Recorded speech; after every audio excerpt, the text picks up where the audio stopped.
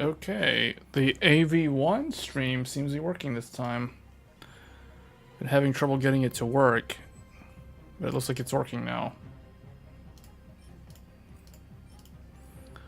So this stream is not supposed to officially... Let me check the sound real quick. So this stream is... Okay, so our audio's good. Yeah, so the stream is technically not supposed to go live until another 20 minutes or so. So this is kind of like the pre-stream, I guess, because we are streaming in AV1. I'm just checking the settings here. Since the official start of the live stream is not for another 20 minutes or so. Hey, Gershon, how are you? Yeah, so we are definitely streaming in AV1.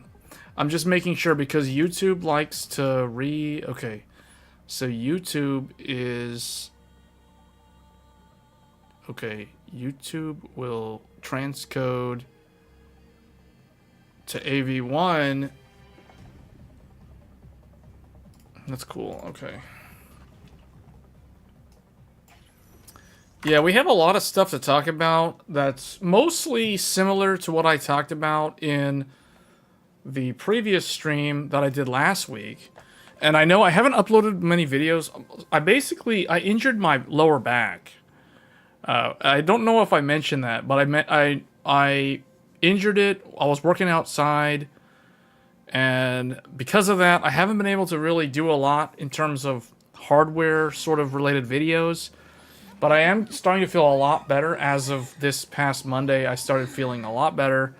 So hopefully things will be back to normal, because if you guys have been noticing, I haven't put out a lot of videos recently, and it was because of my injury. So I am trying to not exert myself because I'm trying to get my lower back to heal so I don't have to do anything serious in terms of like surgery, that sort of thing. I don't think it was injured that badly, but I have injured my back in the past, like years ago, and it never really healed back to normal, I guess. So sometimes it can...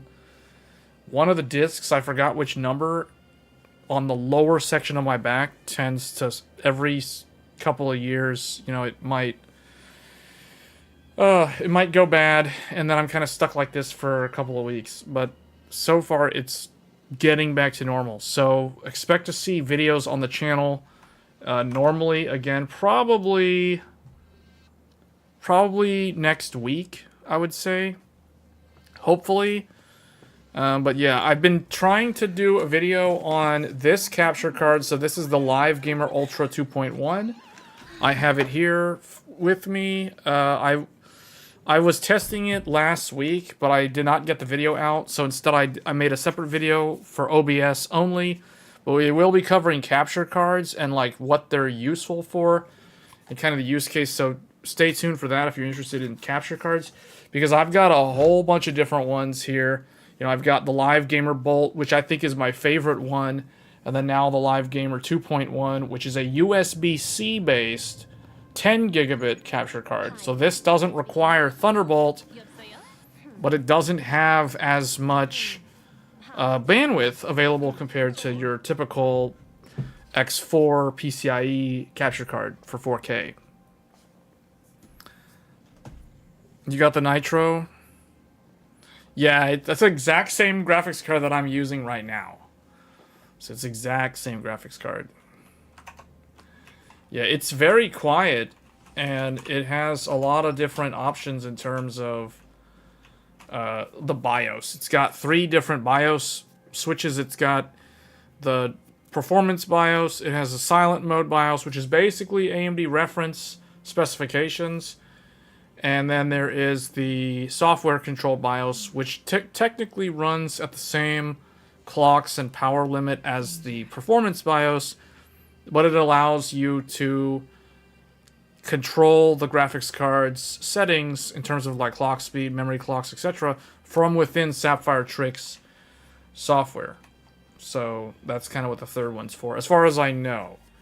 And then, of course, it has the RGB. So, yeah, I would say the Nitro is Yeah, I would say it's the best, or if not one of the best 7900 XTX cards out of all the ones that I've evaluated. Now, I haven't evaluated all of them, but I can tell just from my own experience using it since March of this year, it's very good. So, yeah, I highly recommend it. So, it's a really good graphics card, and it'll work. I mean, you can do a lot of stuff with it, too, because 24 gigabytes of VRAM, you know, you can do more than just your typical gaming at 1440 or 4K. So, nice. What's the total build? Like, you have the graphics card, the XTX Nitro. What sort of system are you running that in? I do plan to talk more about Threadripper. I know some people that watch my live streams are not that interested in Threadripper, but it's the only major hardware that we're getting that's new this month.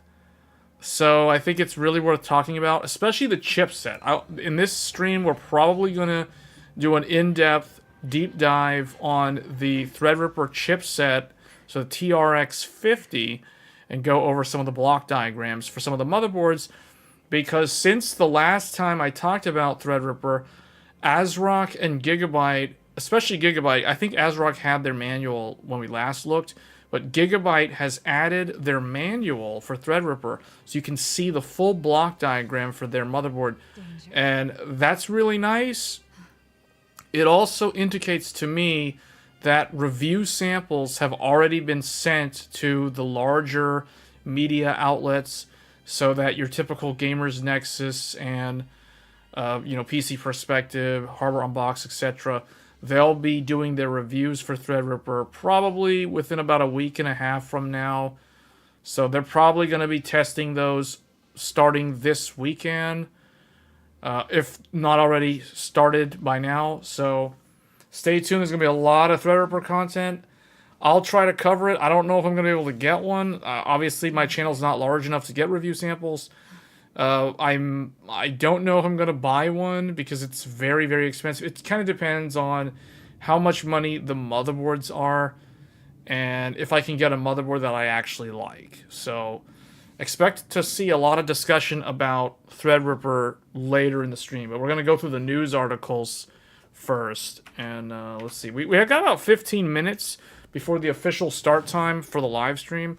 So if you guys want to just ask questions in general about any sort of tech stuff, I guess we can answer those now. And if anything comes up, my typical format, those who are familiar with my live streams already know that you can ask any random tech-related question and I'll try to answer it. That is kind of the primary focus of this channel. But while I'm waiting, since this is still before the official start time of the live stream, I'm going to go ahead and do the dailies here. Oh, it wants me to do one of these. 45, 43, 42. Okay, we'll do this one. So I'm going to set this up to do the little battle here. Guess we'll use this group, not her. Get rid of her. So we'll use Kafka, Blade. And we probably need Lucia. Or actually, let's summon somebody else's Lucia. Let's get this guy. Okay. So I'm going to let this auto battle here. And then any sort of question, let me just mute this game so you guys don't have to hear this. Or make it really, really quiet.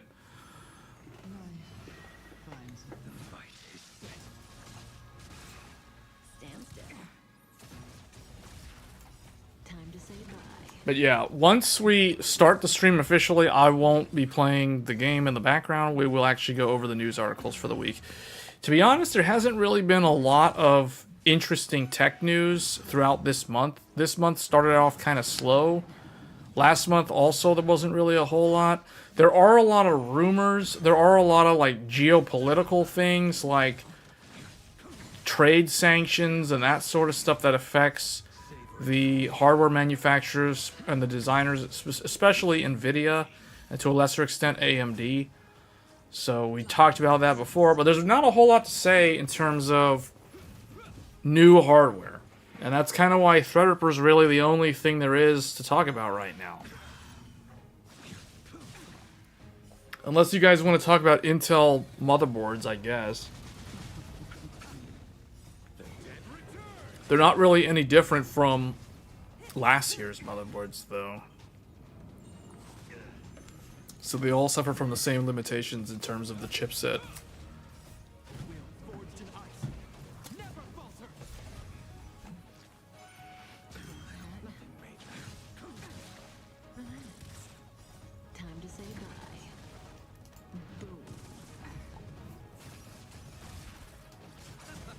Anybody planning a PC build or an upgrade? Anything you're looking at getting for the holiday season? I know there is a rumor that NAND flash is going to get more expensive. So SSDs, especially like the high-speed Gen 4, Gen 5 SSDs, are probably going to either be harder to get or they're going to be more expensive. And if they become harder to get, then they're going to become more expensive. You're doing 4 different builds right now? I know you're working on your main PC build. What other builds are you doing? Z790... Z790... What's the X? Board... Are the same... Oh, they're not... The weird thing about the new Z790 is they're not actually... There's no official new name. Z790X is probably a branding from one of the 4 major motherboard manufacturers. Because I've seen Z70X, Z70 Max, and there's plain Z70. So there's no new chipset with this 14th generation launch. So that's why it's pretty much the same exact stuff from last year. Just new name, new marketing names to try to get people to buy. That's basically all it is. So, I mean, I was a little bit interested in Intel's 14th generation, but I was very disappointed to learn that they didn't bother to do anything in terms of improving the memory controller, because I actually would have upgraded to Intel's 14th generation if the memory controller was better, but because they did absolutely zero work and effort in terms of revising it, it's a complete skip, in my opinion. So, yeah. And I really think Intel will have more interesting products next year. So, this year is not a very good year for Intel. Next year is definitely going to be far more interesting. Of course, AMD is going to refresh their lineup next year as well with Zen 5. So, remember what I told you guys in previous streams? The even-numbered years are the more interesting years for hardware. So if you're a tech enthusiast, an odd-numbered year like 2023, 2021, those are going to be boring years, underwhelming years, because those are the years where either a minor revision or a refresh and all the mid-range GPUs launch in that year. Whereas the even-numbered years, so think 2020, 2022, 2024, 2026, those are the years where all the really enthusiastic, high-end, very expensive, I guess, that's when that kind of hardware launches. So, case in point, when did the RTX 4090 and the 7900 XTX launch? They launched in 2022. When did Ryzen 7000 launch and Intel 13th Gen? 2022. All that stuff was last year. And then 2020 was RTX 3080, 3090, AMD's RDNA 2, 6800 XT and 6900 XT, as well as Zen 3 Ryzen 5000 series. All of that stuff launched in the year 2020. So like I said, even years are the more interesting years for hardware. Your main is 750X. Ace. Okay, yeah. I'm familiar with that build. And then I remember your previous one was 5950X, ProArt, Open Test Bench, and reworking my current main as a secondary backup. So your Open Test Bench, what is the Open Test Bench PC? Because you said the streaming, so I get the streaming and the main What's the open test bench one? Is that the 7800X3D or the 13900?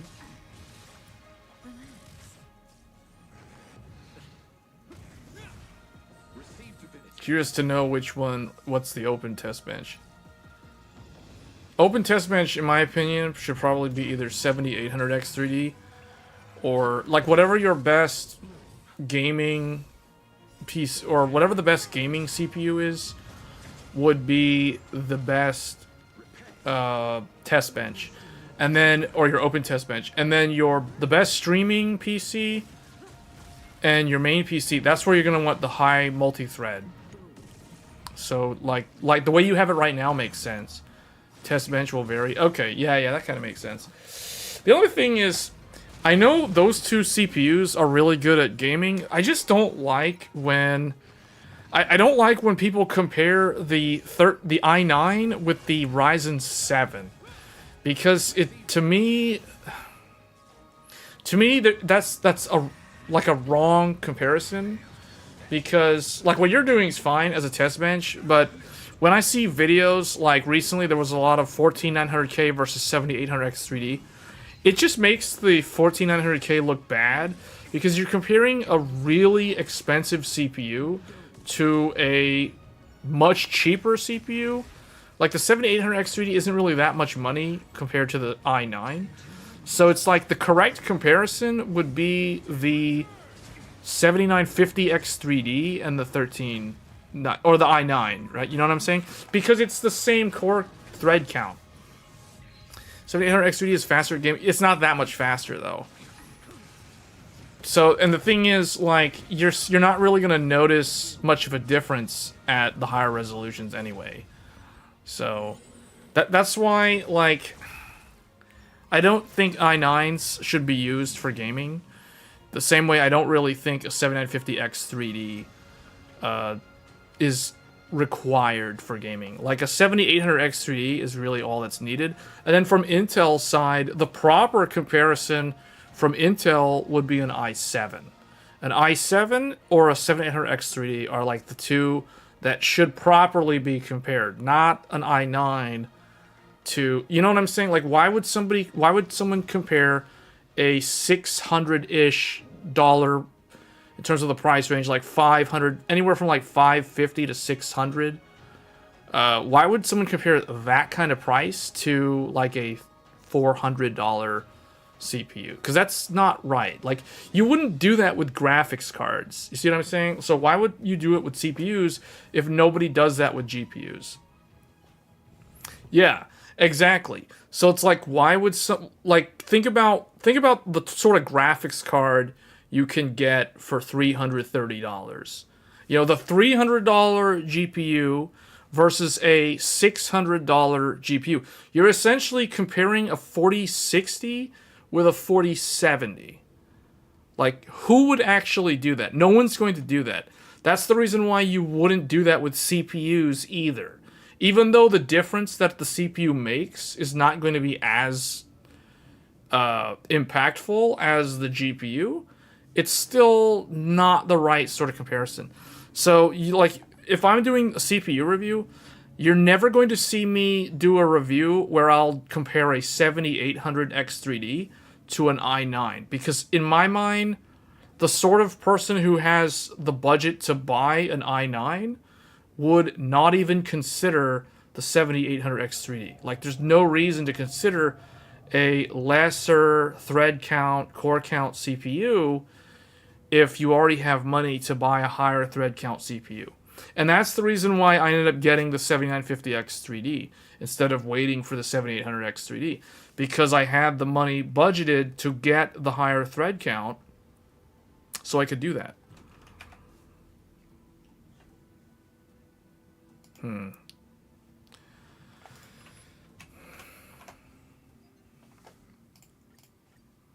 But yeah, that's why I can't stand those comparisons of like 14900K versus 7800X3D. Because what's the goal of that kind of video?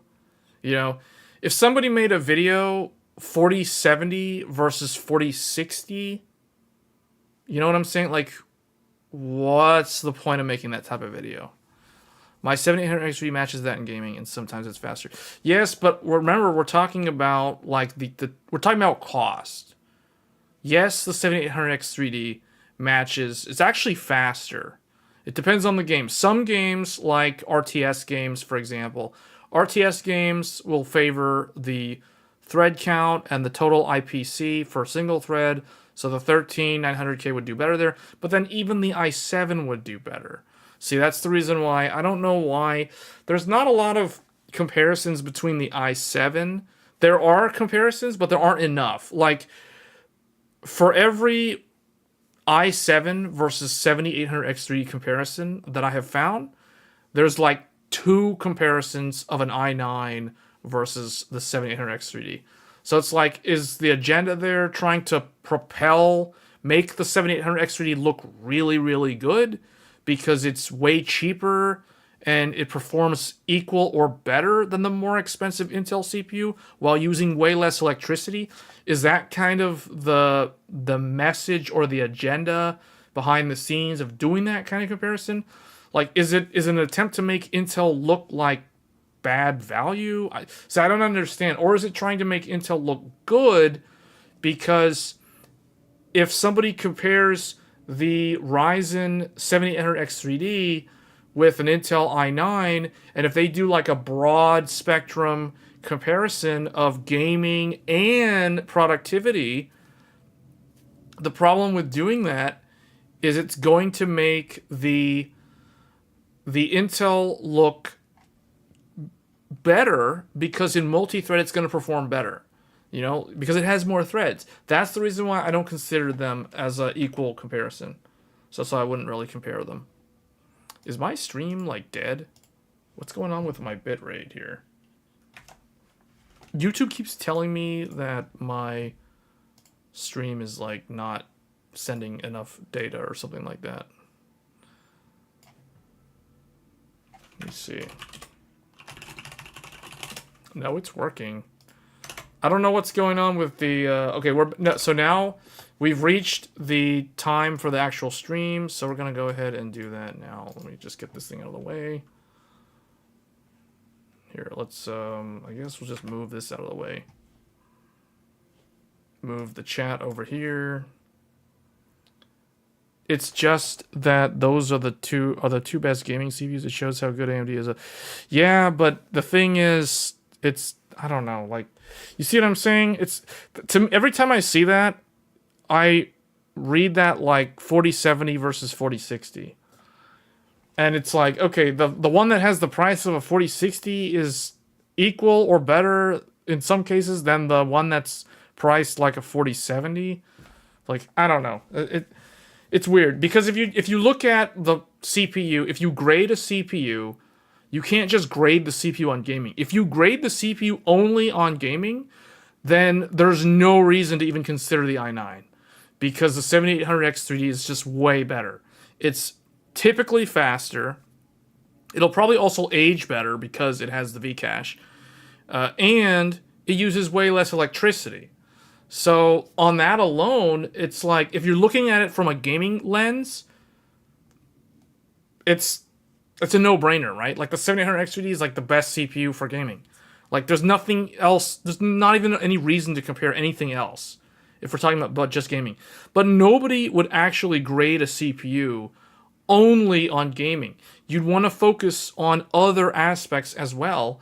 And when you start looking at other things like multi-threading, content creation, then the i9 is going to offer better performance. And it's going to make the i9 look better. But then we're not comparing apples and apples. We're doing an apples to oranges comparison, and that's why I don't like those type of comparisons. So in my mind, like, I will never compare an i9 to a Ryzen 7, nor will I ever compare a i7 to a Ryzen 9. Like, I don't really... that goes against my logic in terms of, like, price, product positioning, market segmentation, like that. It breaks all the rules of marketing and business 101. So the reviewers that do that are kind of dumb in my mind. It's like they can do it, but it's like I don't really consider it a valid comparison. So whatever. So anyway, here, let's bring up this now. So let's just run through some of these news articles. So the Steam Deck is getting OLED. The main thing I wanted to show here is this one. So Nvidia on January 8th of next year, Nvidia will deliver a special address at CES. Performance to price ratio comparison. Yeah, but you could do that for i7 and Ryzen 7. So that's why I don't know. Like, to me, it's... I don't know. You know, see, the thing is, I feel like at the end of the day, it's a missed opportunity from Intel because, and the reason why a lot of people ended up making those comparisons, at least the reviewers that were sampled, review samples, the reason why there was a lot of 14900K versus 7800X3D is because Intel only provided the i5 and the i9. Intel purposely, again, for whatever reason, didn't provide the i7, even though the i7 is actually the best one in Intel's lineup. The i7 14700K is the most interesting one, and Intel did not provide the review sample. Any reviewer who did a video showing the, or wrote an article showing the 14700K, they either bought one or they got one through another channel. They either got one from like a motherboard manufacturer to test or something along those lines, because Intel did not send 14700Ks, which is a terrible missed opportunity. Because I really think the 14700K is the best CPU in Intel's current lineup. It offers better value than the i9. It doesn't use as much power as the i9. And it still gives you all 8 performance cores compared to the i5 for not that much money over the i5. So in my mind, the i7 is really the shining star of the entire group of Intel's 14th gen, but for some reason they didn't sample them. And that's why there was a bunch of 14900K versus 7800X3D. I mean, obviously the larger channels like Gamers Nexus had the full bar chart with all of the CPUs, and that's fine. That's actually the right way to do it. But, you know, all these smaller channels that somehow got review samples that did like i9 versus 7800X3D, I don't know what they're doing, because it actually made the AMD CPU look really, really good for a gaming budget build. So I don't know. I will wait for the new X3Ds. The 7950X3D should be good for 4K gaming only. And that's exactly what I use it for. Well, I don't use it just for that, but yeah, I use it for 4K. Yeah, I agree. But you guys already know, like, I'm only running, like, 4K systems. I don't run 1440p as my primary resolution anymore. So, it's been over a year now since I switched to 4K, and I don't think I can go back. I don't... Once you experience 4K as your daily driver for work and productivity and gaming, it's very hard to go back to lower resolutions. Everything just seems too big. You never feel like you have enough space on the screen to fit multiple apps and windows all on one screen. So it's like, in addition to that, I have 2 other monitors, which are both 1440p monitors. So it's not like I don't use 1440p anymore at all. I still use 1440p a lot as my left monitor and my right monitor, but the middle monitor is a 4K monitor, and I can't go back to like 1440p in the middle anymore. It's just, I don't know. It's like it's the same sort of thing. When I went from 1080p to 1440p back in 2017, you know, I was like, man, this is like the best. Why didn't I do this sooner? You know, like, and then when I made the jump to 4K, I was a little bit more skeptical, just because 4K is extremely hard to game on because it's such a dense pixel count. And like Met was saying a couple times now, like if you go to 4K or if you game at 4K, you basically have to upgrade your GPU every generation life cycle. And it's like, yeah, that's true. But, you know, if you're a tech enthusiast, you're pretty much going to do that. I mean, if you're a true tech enthusiast, at least. So it's like, I don't have a problem doing that. But I recognize that a lot of people don't want to do that, or they would opt to not do that and get at least like, they could at least get one extra generation out of their GPU. So you could essentially, like, if you're on like a 3090 or a 6900 XT today, you don't really want to go to the 40 series or the RDNA3. You kind of want to skip what's new today and go to what the next generation is. That's typically how most people do it. They either skip one generation, or a lot of people actually skip 2 generations. Or they do like a generation and a half. So like if they're on a Super series, for example, like a 20 series, like a 2080 Super, they would want to go to like a 40 series or an RDNA 3. Yeah, that's like a generation and a half.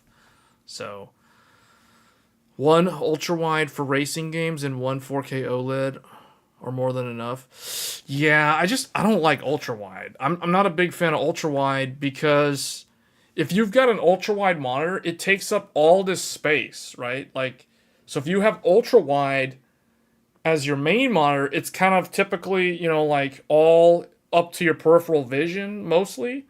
So it's like if you put another monitor, where are you going to put that monitor? Like way over here at almost a 90-degree angle on the left or on the right? Or are you going to put one above the widescreen? You know, it's kind of, I don't know. Like I personally like the standard 16:9 aspect ratio, although it took me a number of years to get used to that because my favorite screen ratio is actually 16:10. So I'm actually glad that a lot of laptops that have come out in the last few years now are moving back to 16:10 for some weird reason. You put them on opposite sides. Oh, so you have to turn around. So you've got the ultra wide here, and then like the other one is like behind you. Oh, that's interesting. So you're like inside of like a capsule or something. You're in like a command center. Yeah, well, that's cool. It kind of depends on how your room is set up too, though.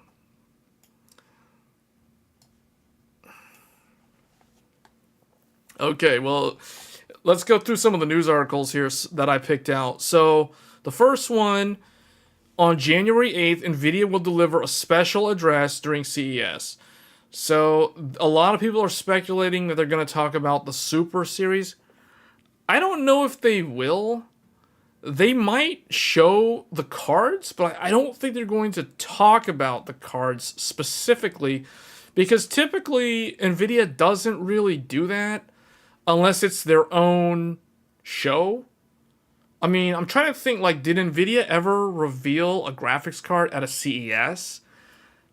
I think they might have shown off, or they might have announced in a video, the 3090 Ti, or maybe the 3080 Ti. I can't remember, but the guy from Nvidia, you know, the famous guy who everyone made the memes with the Ti, because he kept calling it Ti, he did it for both. He announced 3080 Ti, and he also did, like, the following year, he did 3090 Ti. That guy might announce 40 series, but I hope if he's gonna do all of that, can he please announce like a 4090 Ti so we can just have the Ti memes come back? I want to see the Ti memes come back, especially for the 40 series, because we haven't really seen it for 40 series.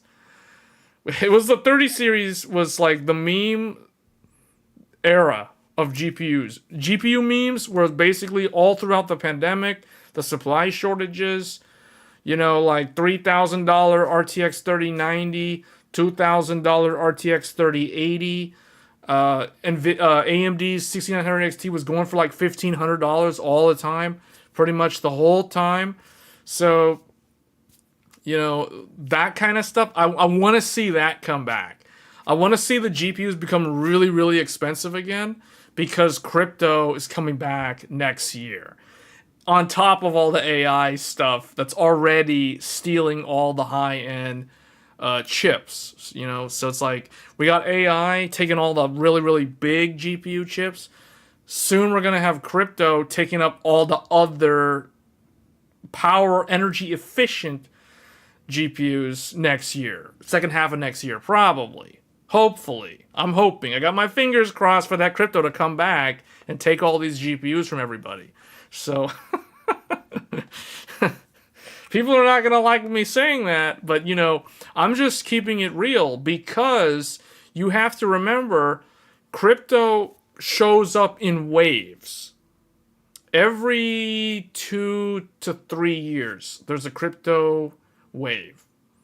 So 2014 was a crypto wave, 2017 was a crypto wave, 2021 was a crypto wave. So you see the picture here every 3-ish years. So let's think about when crypto crashed. It crashed in 22. So next year is 2 years out. So again, second half of next year is when you'll start hearing whispers of the crypto coming back from the land of Mordor, and the Ring of Power is back in town, guys. It's all going to happen. So it always does. So if you want a GPU upgrade, you probably want to see if you can get one this holiday season. 4090s are pretty much going to be gone because they're all in China right now before the ban. And on top of that, you know, AMD, I haven't really seen a lot of like AMD GPUs going out of stock, although the Micro Center nearby for me is running out of 7900 XTX cards. So I don't know if AMD is also in a similar boat as Nvidia. I really don't think they are, but I could be wrong. You already accumulated lots of crypto during this year. I know it's time to buy when people say crypto and NFT are dead. Yes, you're right. That is the time. That is the time. You always go in during the bear market. You get in when it's cheap. You get in when it's low. I mean, the same was true for the stock market. Back when the pandemic first started, back in 2020, when everyone said the world's going to end, you can't get any toilet paper because there's a long line of people outside Costco trying to buy toilet paper for their household, and now you can't buy any. You know, when that was happening, that was the time to get back into crypto and buy up all the stocks that you could afford within reason, etc. Because obviously it's going to go up, and as we know, it all went up. And then, of course, 2 years later, it all crashed. So it's that wave, guys. You got to know the wave. You got to know how to do like a surfer. You got to surf the wave. So Super Googly knows what's going on. Yeah, at least somebody's paying attention. Thank you. Somebody's actually paying attention to what I'm saying. So that's nice to hear. NFT are dead. Yeah, when people talk about it, the stuff's dead and etc. You know, that's actually when you pay attention to it. If you're only paying attention to it when it's like way up high, then it's already kind of too late, you know? So, yeah. So Super might get announced. Who knows? I don't know. Probably. I will say this. If Nvidia announces RTX Super, then we're probably not going to see 50 series until the very end of next year, and it'll only be the really expensive 5090 and maybe the 5080. So just keep that in mind, which is actually no different from what played out last year. So, like, remember what I said. If you are a tech enthusiast, even numbered years are your years. Odd numbered years are not your years. So 2022 was basically, you know, AM5 launched, 40 series launched, well, the super high-end ones, and then RDNA 3 launched. What happened this year? What did we get this year? Okay, we got X3D. And we got a bunch of pointless, redundant GPUs like 4060 Ti and a bunch of like lackluster, boring things that no one cared about. And then finally we got like 7800X or 7800 XT was kind of like an interesting GPU, I guess. That's like the one. 4070 was actually okay, but everything else was from Nvidia and even AMD 7600. That's for the most part utter garbage. So like 4060 is garbage, 4060 Ti is garbage, 4070 Ti is garbage, because there's way better options than that at that price point. And then on the AMD side, the 7600 is kind of garbage, but it really did make Intel's GPUs look like complete trash, to be honest. So, and it didn't help that Intel, in the second half of the year, all these games that came out from like July until now ran horrible on Intel's GPUs, especially at launch. You know, Starfield ran bad on Intel Arc. Alan Wake 2 runs like utter trash on Intel, although it runs really, really bad on old Nvidia cards like the 1080. But yeah, I don't know. I don't know what else to say. You know, like this year has been kind of disappointing, but it's to be expected because this is not the year for the super high end stuff and the new platforms. You do expect the Intel Battle Mage GPU to come out earlier to middle. No, it's coming out second half. Intel Battle Mage is second half of 2024. If I had to guess right now, like if I had to give you kind of a ballpark month, I would say September or October of next year will probably be Battle Mage. That's when I expect it. Because that's your 24-month time frame, roughly. So it should be definitely second half. The first half is way too early. The reason why Battle Mage cannot come out in the first half is because Raja left Intel. I'm trying to think when he left. He left Intel, and I don't know who took over and what the status of the GPU was in terms of the development. So I can't imagine that GPU launching any sooner than September of next year. So September is like the earliest possible we could see Battle Mage. Realistically, though, it's probably going to be Q4 of next year. So pretty much a year from now, or 2 years from the Alchemist launch, which was October of last year. So, you know, you give it about 2 years. So it's definitely going to be second half. Let's see, what else? Oh, okay. Here's an interesting one. So Micron is really going to catch up to Hynix and Samsung when it comes to DDR5.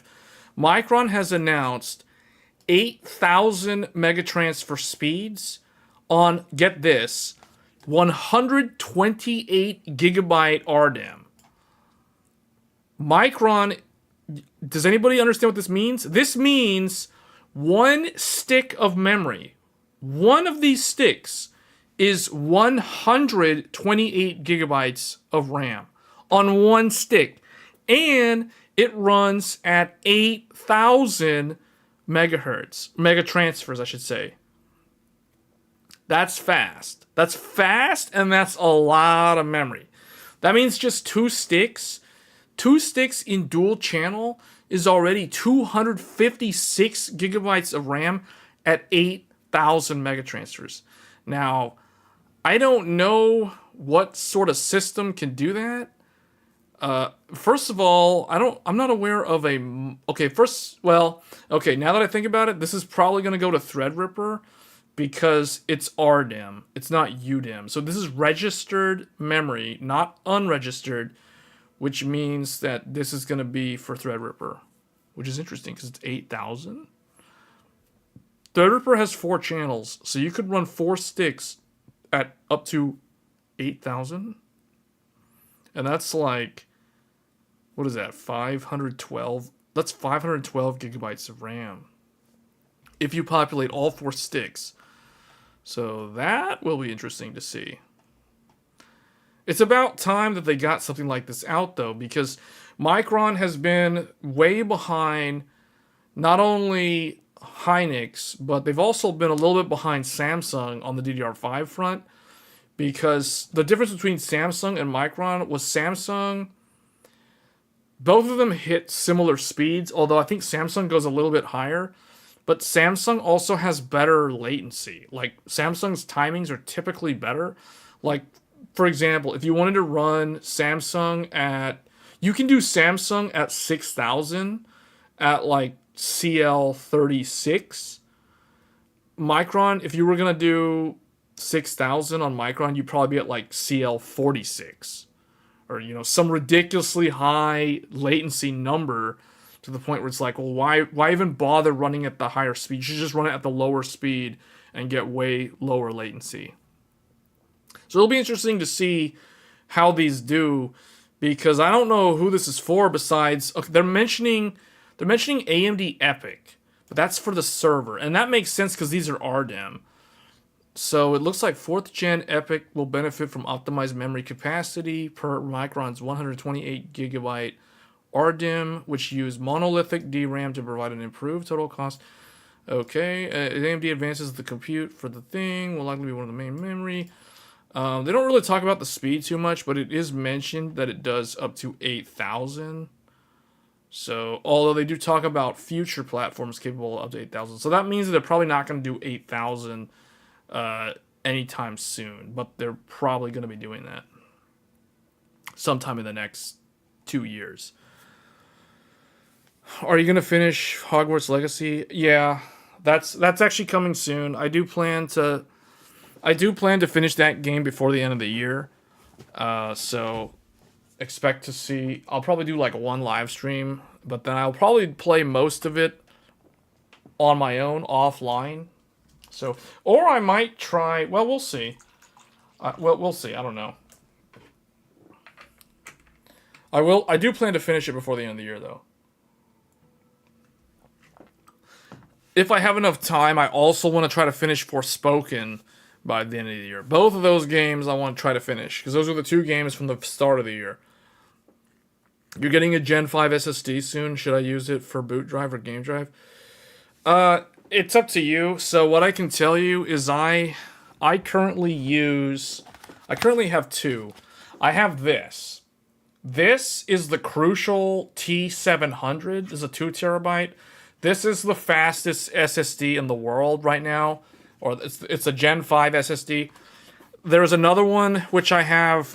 It's called the Inland TD510. That one I use as a boot drive with this CPU, 7950X3D plus the Gen 5 SSD as a boot drive, and I can't really. Honestly, I don't really notice a difference as a boot drive, but I definitely notice a difference in games loading faster. Now, this drive, however, this is a faster drive than the first Gen 5 drive that I have. This one is currently installed with the 750X. It is used as a game drive, so I do not have Windows installed on it, and it's really, really fast. So, I recommend any sort of direct storage game or games that benefit from SSD, especially M.2 SSDs. I would recommend just putting all of those on that type of SSD. So, but yeah, like Met's saying, you don't recommend getting, I mean, it's up to you. If you want to get one because you can use it in your Gen 5 capable motherboard, then go ahead. It's really fast. But don't expect Windows to feel like if you use it as a boot drive, don't expect Windows to be like noticeably faster. Because in all honesty, I have one system with the Gen 5 as the boot drive, and I have this current system without it as a boot drive, but it is installed, and I don't notice a difference between the two. Windows is installed on a Gen 3 SSD on this PC, and I can't tell the difference. So just keep that in mind. If you want a Gen 5 drive, wait until the holiday season, or I don't know what part of the world you're in, but if there is, like during the holiday season at the end of the year special, if you can get a good deal on the Gen 5 SSD, then yeah, go ahead and get it, because There have been a lot of rumors, not just rumors, but there have been anecdotal reports from Samsung in particular that NAND flash is going to get more expensive going into next year. So that means that SSDs are probably going to get slightly more expensive going into next year. So if you want a Gen 5 drive, get one while you can. Not trying to make people panic buy, but you probably want to get one before the end of the year rather than waiting around. Now, if you wait like a whole year, who knows what will happen, right? Like the SSDs could get more expensive temporarily, but then eventually they'll go back down. So it just kind of depends. Like if you really, really want one, just to check mark that box of, Gen 5 SSD, I've got one, and it's the fastest one in the world. If you want to check box that, just so you can check that objective, achievement unlocked, trophy unlocked, etc., then go ahead and get one. I mean, it's fast. I'll tell you right now, games that use direct storage will actually do better on the Gen 5 drive. Like Forspoken does way better on the Gen 5 drive. I don't know if Spider-Man... I don't have Spider-Man on PC, so I can't really speak to Spider-Man's performance on the Gen 5 versus like a Gen 3 SSD. But I just know that from my own experience testing Forspoken, I know that game uses direct storage, and it does actually have a higher average FPS if you have the game installed on a Gen 5 SSD. And the only reason why it has a higher FPS average is because the FPS tanks in that game when you're loading into different parts of the map. So if you teleport, if you fast travel to different parts of the game world, the FPS basically goes way, it like spikes hard in terms of the latency, and it goes way down. But if you have it on a Gen 5 SSD or even a Gen 4 SSD, it reduces the amount of FPS loss while doing those teleports, and that's the reason why it results in higher FPS. But if you're just playing the game, you're just running around in the game world, I don't think you'll notice a difference in terms of the performance. It does load faster with Gen 5, but that's to be expected.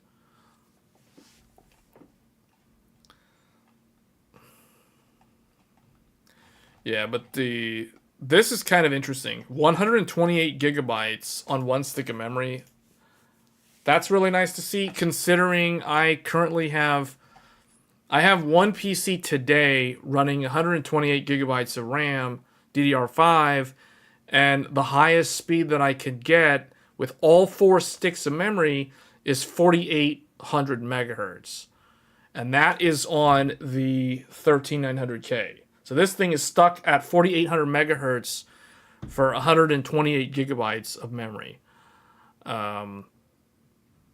It does the same thing on AMD. So it's like, you want to run 128 gigabytes of memory, well, you're going to be running at JEDEC 4800 until the CPU manufacturers bring out the next generation of CPUs that have improved DDR5 memory controllers.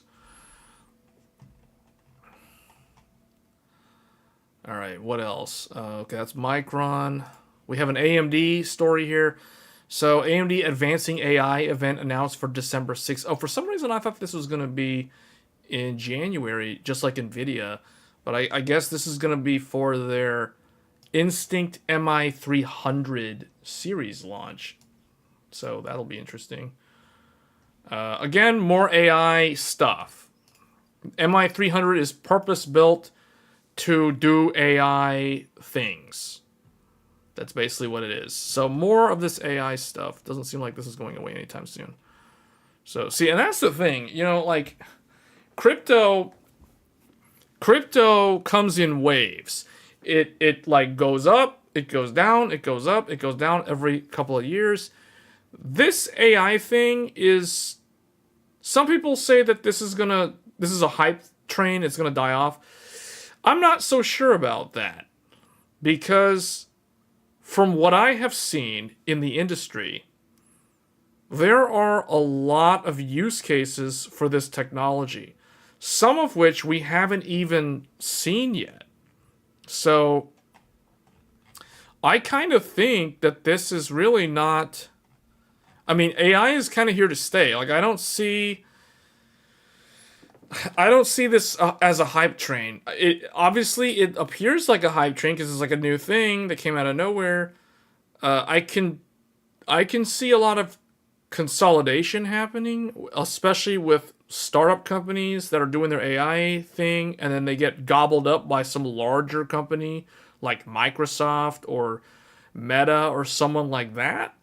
Of course, those companies are also developing their own AI solutions, their own AI products to mine all your data and do a lot of inference on, like, like text-based platforms. So, like, a good example I can give you is what I have seen.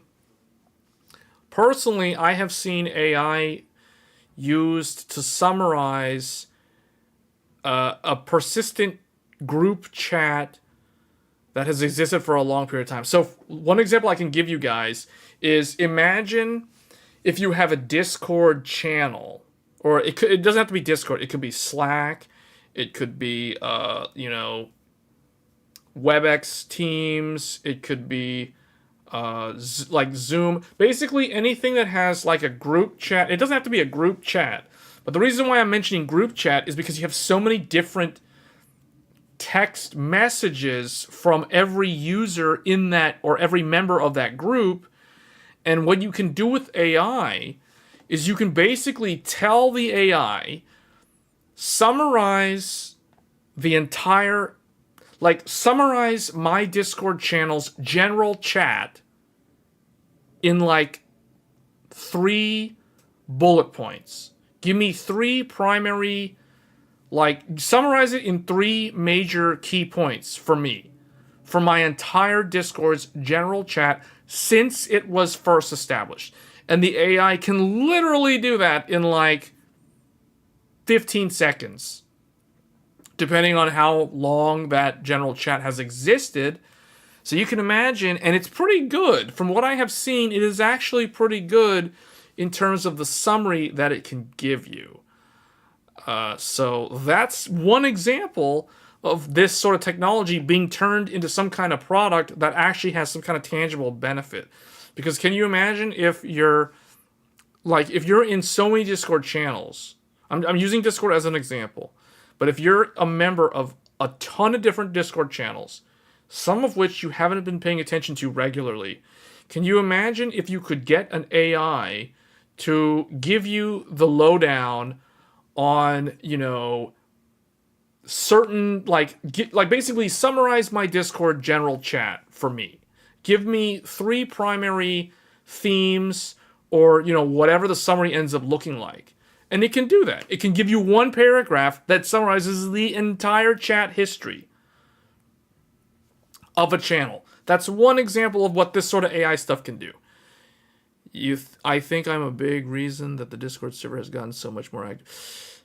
Yeah, I mean, probably. I mean, it's definitely not me. It's definitely not my effort. So, but we're just saying, like, one example of AI is that sort of use case, like summarizing a persistent chat over time. It can give you different summaries as the chat expands or matures. Because you can imagine, right? Like, think about how many messages the average Discord channel's general chat gets, how much traffic in 1 week, or maybe even 1 day, depending on how large and active some of these channels are. Something like having an AI to summarize it for either the channel owner or the moderators, it's a really nice thing to have as a tool to help organize things, right? So, like, if you wanted to check to see if there was issues, arguments, or disputes or whatever, you could have the AI like sift those things out and display all of that to you. So there's a lot of stuff there that it could do. You asked GPT-4 to summarize Alan Wake 1's story for me in 1,000 words before I started playing 2. It did a pretty good job. Yeah, man. I mean, you could do that too, right? Like, that's another use case. You can have it do a summary of like a non-changing thing. See, that's different though, because my example is more about having to summarize something that's dynamically changing over time. Because if it's a persistent chat group, more and more messages will be added over time, so different topics could change. Stuff could be very redundant. So that would all just be summarized into one line, that kind of stuff. So really interesting stuff. That's in addition to all the generative AI that we have seen, like image generation, like speech generation now. So they're getting a lot better with these tools. So the bottom line is I don't see AI dying off. Like, I don't see this as like a one-time hype train that goes away after a year.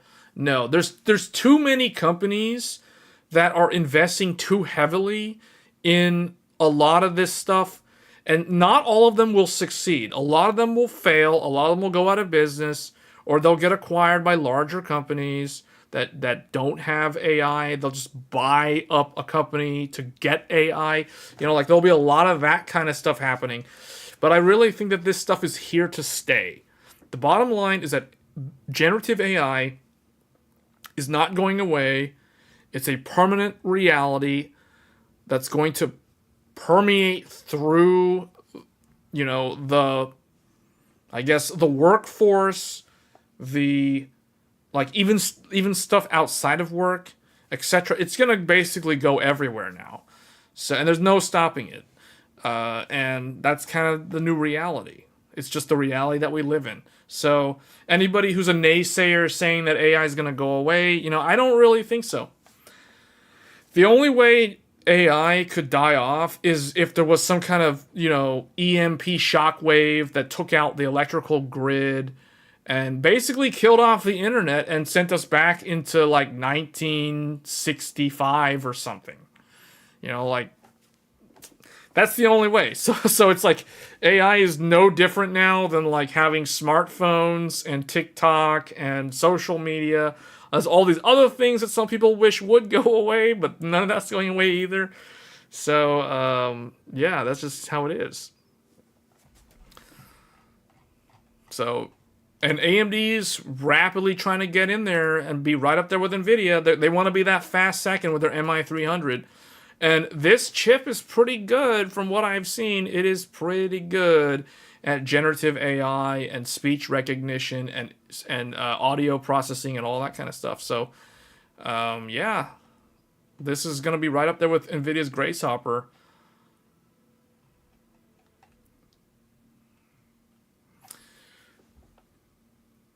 Who bought 4090 just for using Stable Diffusion? Why would somebody need a 4090 just for Stable Diffusion, though? Doesn't Stable Diffusion work on less video RAM? I know the 4090 is fast. The main thing is the video memory, though. But you don't really need, as far as I know, you don't need 24 gigabytes of VRAM for Stable Diffusion. You can get away with much less. So, I don't know. That, to me, that's kind of a... but the point is you don't need 24 gigabytes is what I'm saying. The main thing with generative AI is the VRAM. But it depends on what you're doing. Like if it's just being used for image generation, then 24 gigabytes is overkill. But if you're trying to create, if you're trying to train a GPT model to answer questions and sift through like an entire database of text to read through and be able to summarize and index and give you like results in real time. Basically, if you want to create your own Chat GPT equivalent, the 4090 can't do it. You can't do that with a 4090. 4090 doesn't have enough VRAM. I think the last I checked, if you want to train a generative text AI like a GPT, you would need, back then, now this was a few months ago, you would need like 32, 33 gigabytes of video memory. And that's the reason why the Ada RTX, I think it's RTX 6000 Ada, Basically, the 48 gigabyte. That's the reason why the 48 gigabyte professional cards are constantly selling like hotcakes in the professional space.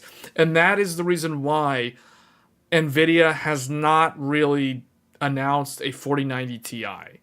Because if they can sell the same exact die bolted on with 48 gigabytes of video memory for $7,000, then they're just going to do that instead of trying to sell a 4090 Ti with like half the video memory. Stable Diffusion will take advantage of as much VRAM as you can throw at it. Yeah, but the problem... See, here's the thing with Stable Diffusion. I haven't really used Stable Diffusion in a while now. I did one video about it on my YouTube channel. What I remember is that if you try to generate a high resolution image, most of the AI models, now obviously this is going to get better with time, but back when I was testing out Stable Diffusion on Linux a few months ago, I was using Rockham with a 6900 XT. I think that was what I used for the video. Or did I do it on Windows? I know it works on Windows, but it's using Microsoft's DirectML. But anyway, the point is, back when I was testing it, what I realized is that if you try to have the AI model generate a higher resolution image, that's where you need a lot of video memory. However, the problem is not really the video memory. The problem is when you give the model a large canvas, like let's say, like 1080p, for example, it doesn't do a good job of generating anything that's useful. Like if it has too much space to draw out the image, it will generate an image that it will have a lot of artifacts or a lot of things that are incorrect or just not possible. So like it'll be one of those things where if somebody looks at the image, it'll be immediately obvious that it's an AI artwork and it has a lot of flaws in it, versus if you were to create an image using a much smaller canvas and then upscale it using AI. So that's kind of what I concluded back when I toyed around with generative AI, because I did stuff with like image, sound stuff too. I looked into that too. That's a little bit harder to do, but yeah, it's kind of all in the same use case in terms of how it all works. And yeah, having a lot of VRAM is good. I'm not saying it's bad or it's not needed. It's just the way the models work in terms of generating an image. The whole point of having more VRAM is so that you can do like more, you can store more images in memory, or you can store a lot more of the Stable Diffusion in memory so that it cranks out the stuff faster. The thing with that is you would think that the higher VRAM allows you to generate larger images. The reality is that the larger images are not good. They're just flawed images. I don't know how else to say it. You'd have to test it out to see exactly what I'm talking about. Like if I do a 512 by 512 square, the image generated from a 512 by 512 pixels is a lot better than like a 1024 or like a 1080 by 1080, for example. But yeah, that's another thing. Like Stable Diffusion, that's another really popular example of generative AI. Obviously, all the chat, the text to not text to speech, but like the chat GPT stuff. Like that's so ordinary now compared to how it was a year ago when it first came out. So yeah, it'll be interesting to see how all this stuff changes in the next year. Because I feel like generative AI changes so fast. Like, Rockham wasn't even a thing, really. It wasn't really usable until now, until like a few months ago. So, but now, like generative AI, you can use Nvidia, you can use AMD. They perform pretty much the same. If image size is too large, the girl gets deformed. Yeah, that's one example, right? Like that's what happens if you have a large canvas, the model that's trained, it doesn't know what to do with all this space, so your image will come out with a lot of deformities, a lot of artifacts, etc. So, and you would think that the VRAM allows you to do bigger images, but the problem is the bigger image is not going to be a useful image if you're trying to create some kind of piece of art. So, yeah. Okay. So let's move on. So that was the AI topic. Is there anything else that I had specifically here? Oh, there was a leaked flyer. So somebody, I don't know if this is real or fake, or if somebody generated this with AI. I don't think this is AI generated because it looks, I could be wrong. I haven't looked at Alienware desktops in a while. But someone somewhere posted a picture of what looks like some sort of marketing material for Alienware. And I don't know if this is a typo, but they basically mention Alienware desktop with AMD Ryzen 9000 series processor. So this is either going to be the CPUs from AMD that launch next year, or this is a mistake. It could be a typo, and they meant to write Ryzen 8000 series processor instead. The thing is, the more I think about it, the more I think maybe they will call these the 9000 series, because AMD typically does, like for desktop, they typically skip a number. Think about it. They did, well, okay, they did 1000, 2000, 3000, but then from 3000 they went to 5000, and then from 5000 they went to 7000. So maybe this is real, and maybe the Zen 5 that launches next year is going to be a Ryzen 9000 series in terms of the numbering, in terms of the product name.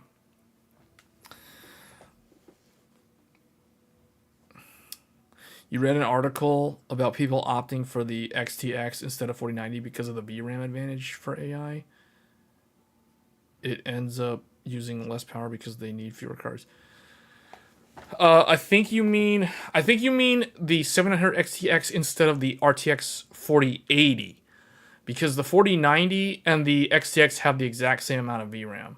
They both have 24 gigabytes. I think you meant to say 4080 because that one only has 16. But yeah, you're right. You're right. In terms of like density, the XTX is actually better for AI for the exact reason that you just mentioned. It's because you can do more with less GPUs, or you could, let's put it this way. You can do the same amount of workload on less GPUs if you go with a GPU that has more video memory. So yeah, that makes sense, but just not in the way that you wrote. I think you meant 4080. That's only when a mobile CPU is coming out. No. Mobile CPUs, they don't skip. Mobile CPUs don't skip. They have a Ryzen 4000 series for mobile. They have Ryzen 6000 series for mobile. And I'm pretty sure they're going to do Ryzen 8000 series for mobile. So it might actually be marketed as Ryzen 9000 on desktop. Because they typically do that, right? Like they did, trying to remember what the thing is. Because they did what? Whoops. It's never the right color. Ryzen, they had a 3850. They have Ryzen 7 3850H. This is a mobile. Then they had Ryzen 7 4800H. Actually, this is 38. This is the Pro. So they have these, if I remember correctly, in the mobile. These are mobile chips. Then they did Ryzen 5800H. And then they had Ryzen 7 6800H. And then now they have Ryzen. Here's where it got different. Now they have like what? Ryzen 7450. I don't remember the numbers. They started changing the numbers in this generation. I don't even know how it's... I think it's something like this. This I'm not sure, so I'm going to have to correct me on that. But yeah, they don't skip the number when they do mobile. But for desktop, they do like Ryzen 3800X. Ryzen 5800X. You know what I mean? Like they did this. Actually, let's just use the 7 or whatever. Ryzen 7800X 3D. You see what I'm saying? Like they skip. They've been skipping desktop numbers. Unless we're talking about APU, but they haven't really done APU mixed generation for desktop in a while. So maybe the next one will actually be 9,000 something. Ryzen desktop skips a number when a mobile chip is coming out. There is no mobile chip that will be coming out. So the desktop will not be skipping a number. No, they have mobile CPUs every year. There's not desktops every year. Every single year, Ryzen has launched a mobile CPU. They don't always do a desktop. So, like, this one was 2019, I think. I'm pretty sure that was 2019. This was 2020 for sure. This one was 2021. This one was 2022. And this one was 2023. Yeah, they do mobile launches every single year. The desktop does not have a launch every year. 2019 had Ryzen 9 3850X. Did I say 30? No, 3950X. Yeah, Ryzen. And then 2020 had Ryzen 9 5850X. 2021 had nothing. Then Ryzen 9 7950X. 2023 they had the X3Ds, but you know, whatever. It's the same generation.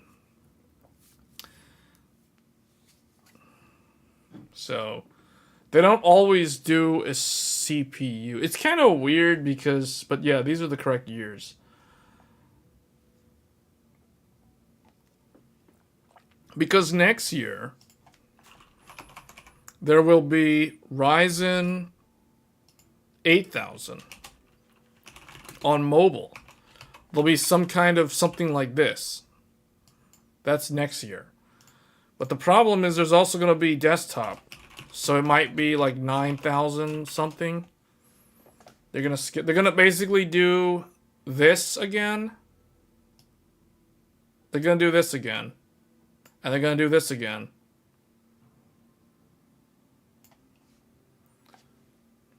That's what's going to happen. If they do this, I don't know. Like they might name...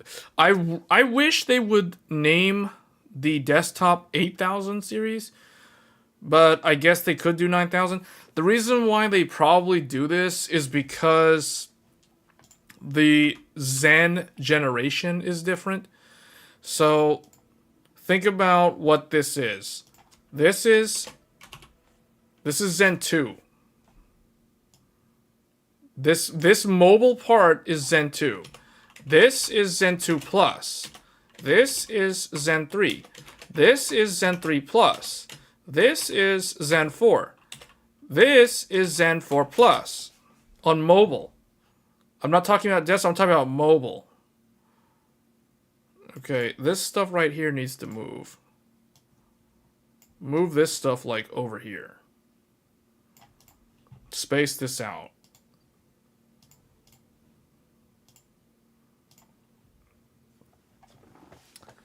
Because this, we already know what these are. Zen 2, Zen 3, Zen 4, Zen 5. Okay, maybe I should have a space here, but whatever. You guys get the idea. They don't do Zen Plus on desktop, although they do sometimes. Like Ryzen 4000 was also on desktop, but only as APU. Same thing with, well, was there 6000? I don't remember. You would have thought that since the number 8 is lucky number for some East Asian cultures, AMD wouldn't skip 8000.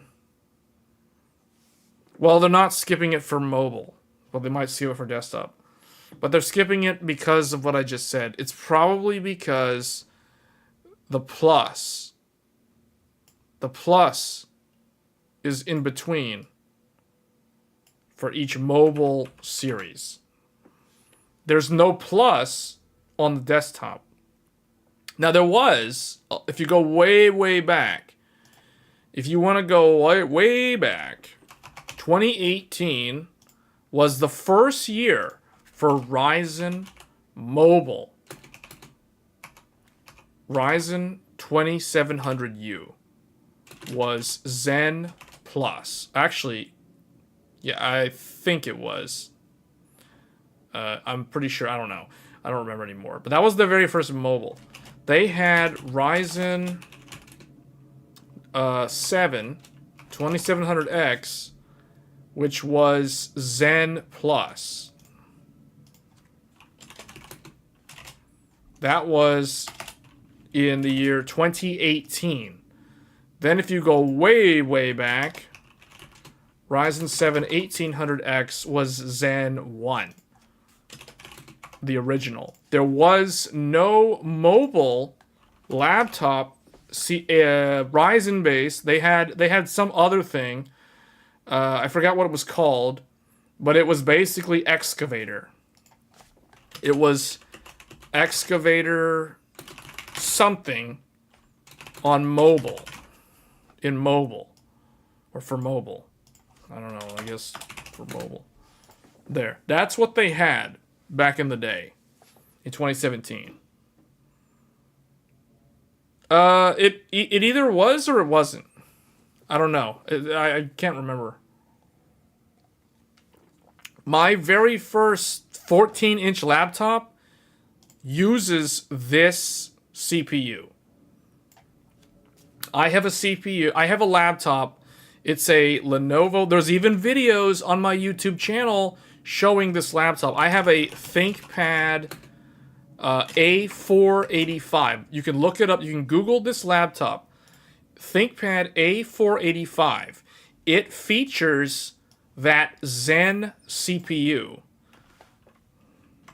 And it has 32 gigabytes of DDR4. And I still use it. I mean, I don't really use it a whole lot. It's the small, thin and light laptop that I have. But that's how I know that Ryzen Mobile started on 2000 series. So this is a quad-core 8-thread.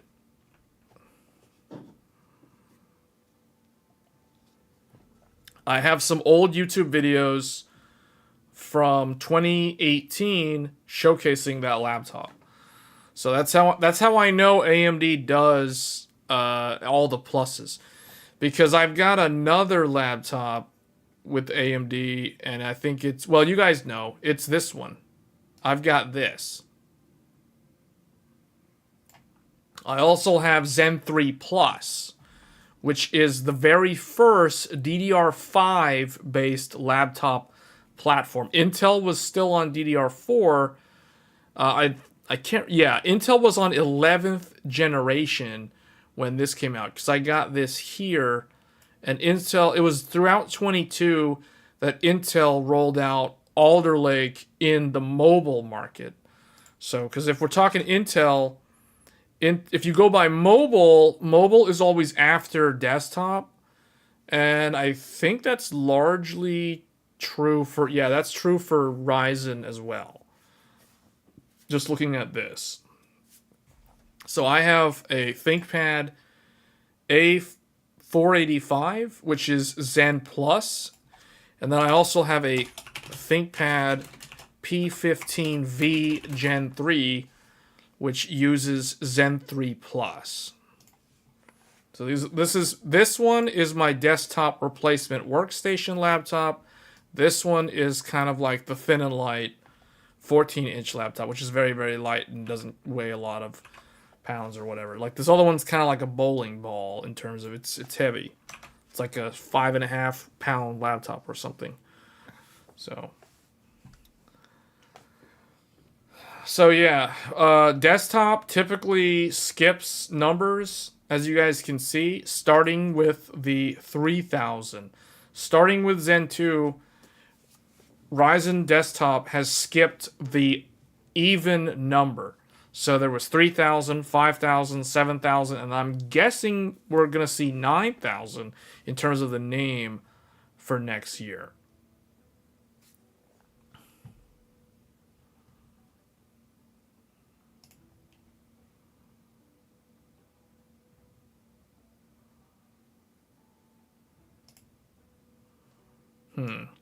You know what? I think I'm sending the wrong bitrate.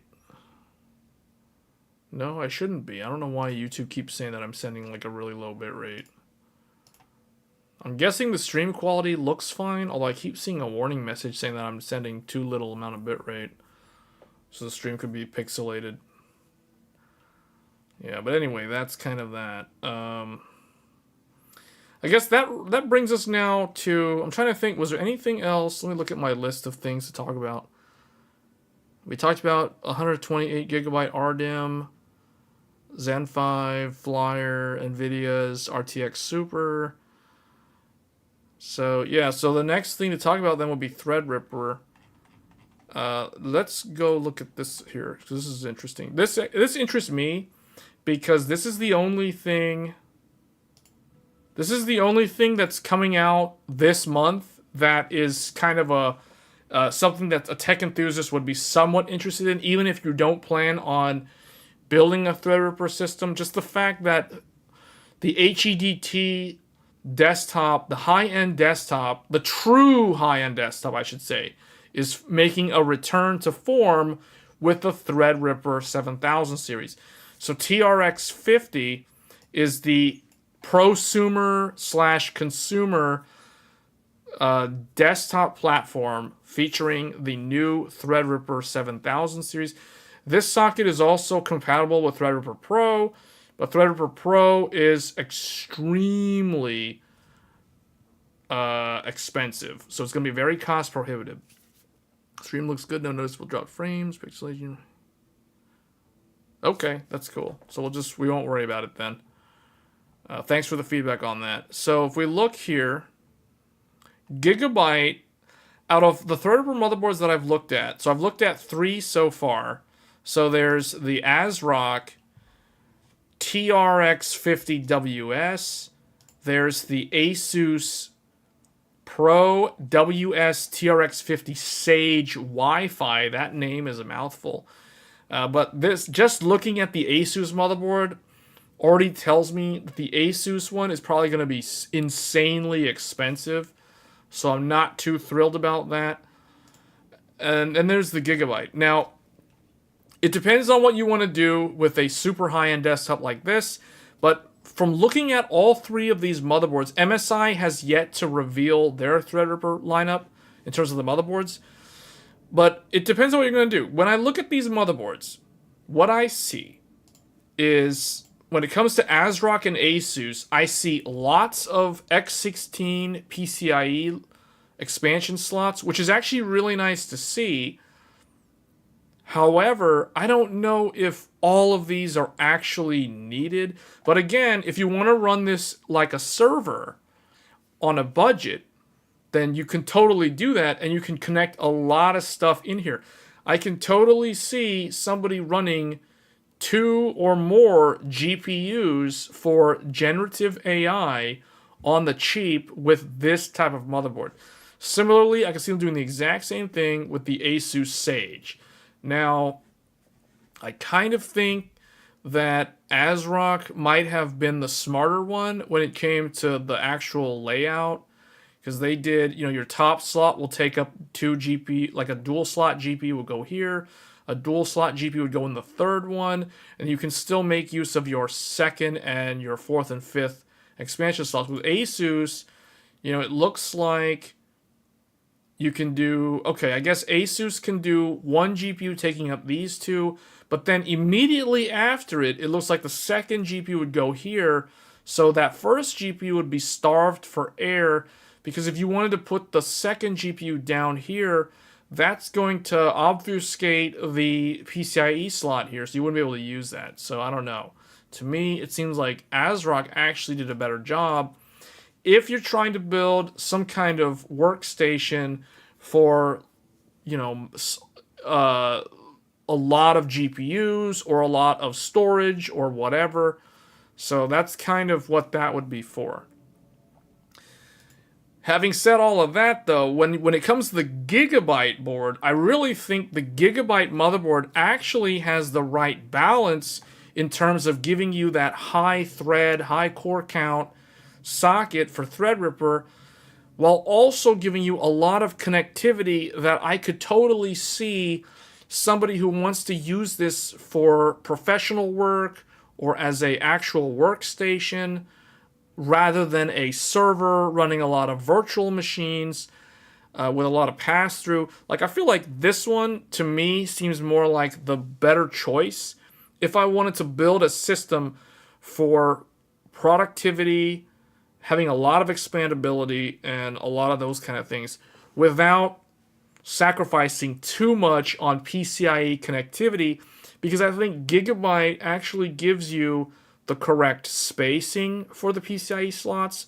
So even if you throw a 4090 or an XTX in this top slot, you can still use the second and third slots down here. And if you're running dual slot GPUs, you can still run two dual slot GPUs and still be able to use this bottom slot. So I kind of think the Gigabyte one actually is the best one. On top of that, it's probably going to be the more affordable option because it doesn't have all those PCIe slots. Now, the thing is, people might ask, well, why would you buy Threadripper if not for the PCIe slots? Well, my answer is Gigabyte actually gives you 4 M.2 drives. You can actually install 4 M.2 drives, so no different from a X670E on the Ryzen platform or like on a Z790 Intel platform. You're not really sacrificing anything there. On top of that, you're still getting full X16, full X16, full X16, whereas on consumer desktop, Ryzen and Intel, you're only getting like one X16, and then you get an X8 on some boards that steals half of the lanes from that GPU slot, and then you have an X4 and maybe an X1. So you're very, very limited in terms of the amount of bandwidth through the chipset on a consumer desktop versus an actual Threadripper high-end desktop.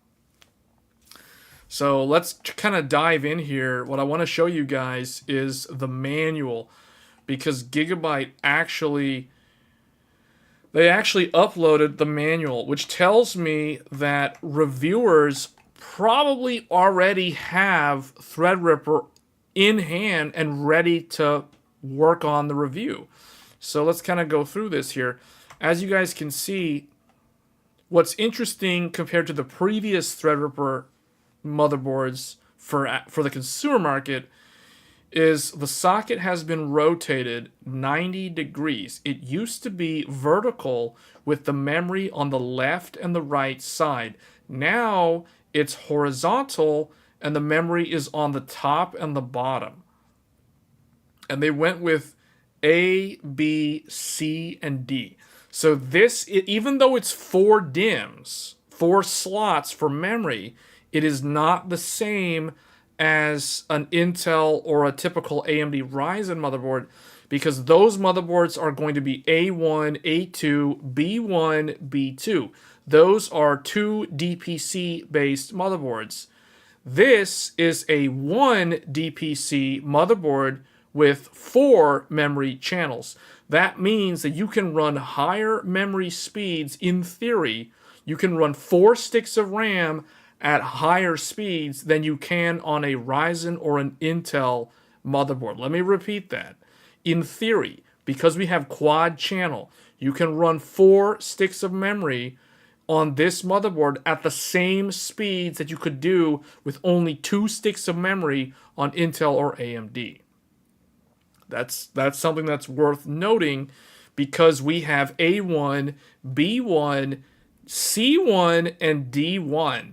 We have 4 out of the 8 total memory channels, whereas with Ryzen and Intel, you only get 2 memory channels. So that is actually a massive upgrade in terms of potential memory bandwidth and throughput for read and write operations versus what you had on consumer desktop. So that's one of the first things I want to point out in terms of how a Threadripper platform justifies the expense, because it's giving you a lot more. You just don't really see it up front. You have to dig deep and figure out what is actually in here. So if we look at this motherboard, let me zoom in. And if you guys have any questions, feel free to ask in the chat. Oh, has anybody tried playing games on H100? I certainly haven't. I don't know anybody who's able to get one of those, because the lead times is like over a year. So we'll notice here, there is a Realtek 2.5 gigabit LAN. There is a Marvell Aquantia 10 gigabit LAN. So this is basically the same one that we see in pretty much every motherboard that offers a 10 gigabit network option. And then on top of that, we have an Intel JHL 8540 USB 4, also known as a Thunderbolt 4 controller. So this motherboard includes Thunderbolt 4 right off the bat. That is very nice to see, because back when people had the older Threadripper, there was a lot of people that wanted to run Thunderbolt on Threadripper, and they had to do all kinds of weird jerry-rigging and kind of like these weird hacks to get it to work. So it's nice to see Intel USB 4 controllers directly soldered onto the motherboard. So you don't have to worry about wasting a PCIe slot. If you want Thunderbolt, you do not have to waste a PCIe slot for a Thunderbolt card, because you already have the controller. That's very nice to see. I will point out that both the Asus motherboard, actually, hold on, let me make sure. Yeah, I want to point out Asus Sage and the ASRock motherboard, neither one of those two motherboards include Thunderbolt 4. So the Gigabyte one is giving you Thunderbolt 4. Let's see. You have 8 SATA. You've got 4 up here and 4 down here. So 8 SATA. That's really nice. So again, as a productivity workhorse or workstation, this platform is offering a lot of storage options. On top of that, we have the debug LED, because all Threadripper motherboards include the debug LED. Seems like a huge miss by Asus and ASRock. Yeah, and the thing about ASRock, we'll look at the ASRock block diagram in a little bit, but as far as I know, what I can remember, ASRock doesn't have the Thunderbolt header on their Threadripper board, so you can't add Thunderbolt if you wanted to. Now, I don't know about Asus, because Asus has not... We'll look at it in a few minutes, but as far as I can tell, Asus doesn't have the documentation published online yet, so I don't really know. I'm kind of in the dark on that one. But Gigabyte is giving you the full Intel JHL is on here, because DisplayPort input is here. That means that if we go back here, let's kind of look through this. Yeah, see, check this out. Right here. Gigabyte includes DisplayPort input. They have DisplayPort input. That means if you wanted to, you could run a DisplayPort cable out of your graphics card into your motherboard, and then you could get DisplayPort alternate mode out of these USB 4 ports.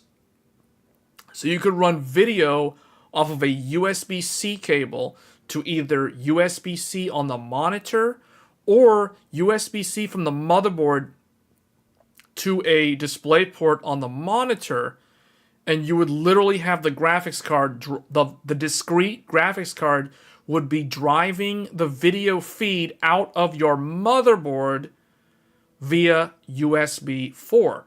So you could totally do that using this motherboard. Using that Thunderbolt feature set, you would get DisplayPort Alt Mode from your USB.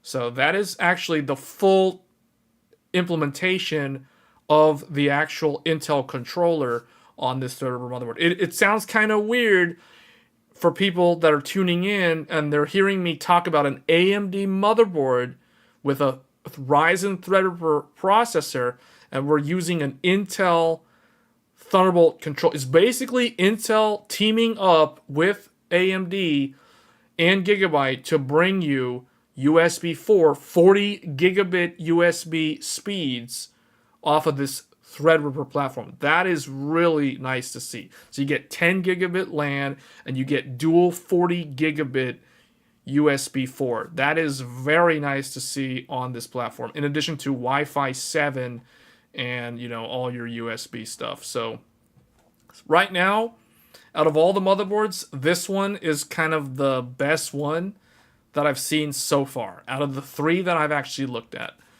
So moving on, we have 1, 2, 3, 4 M.2, and 3 of these are Gen 5 capable.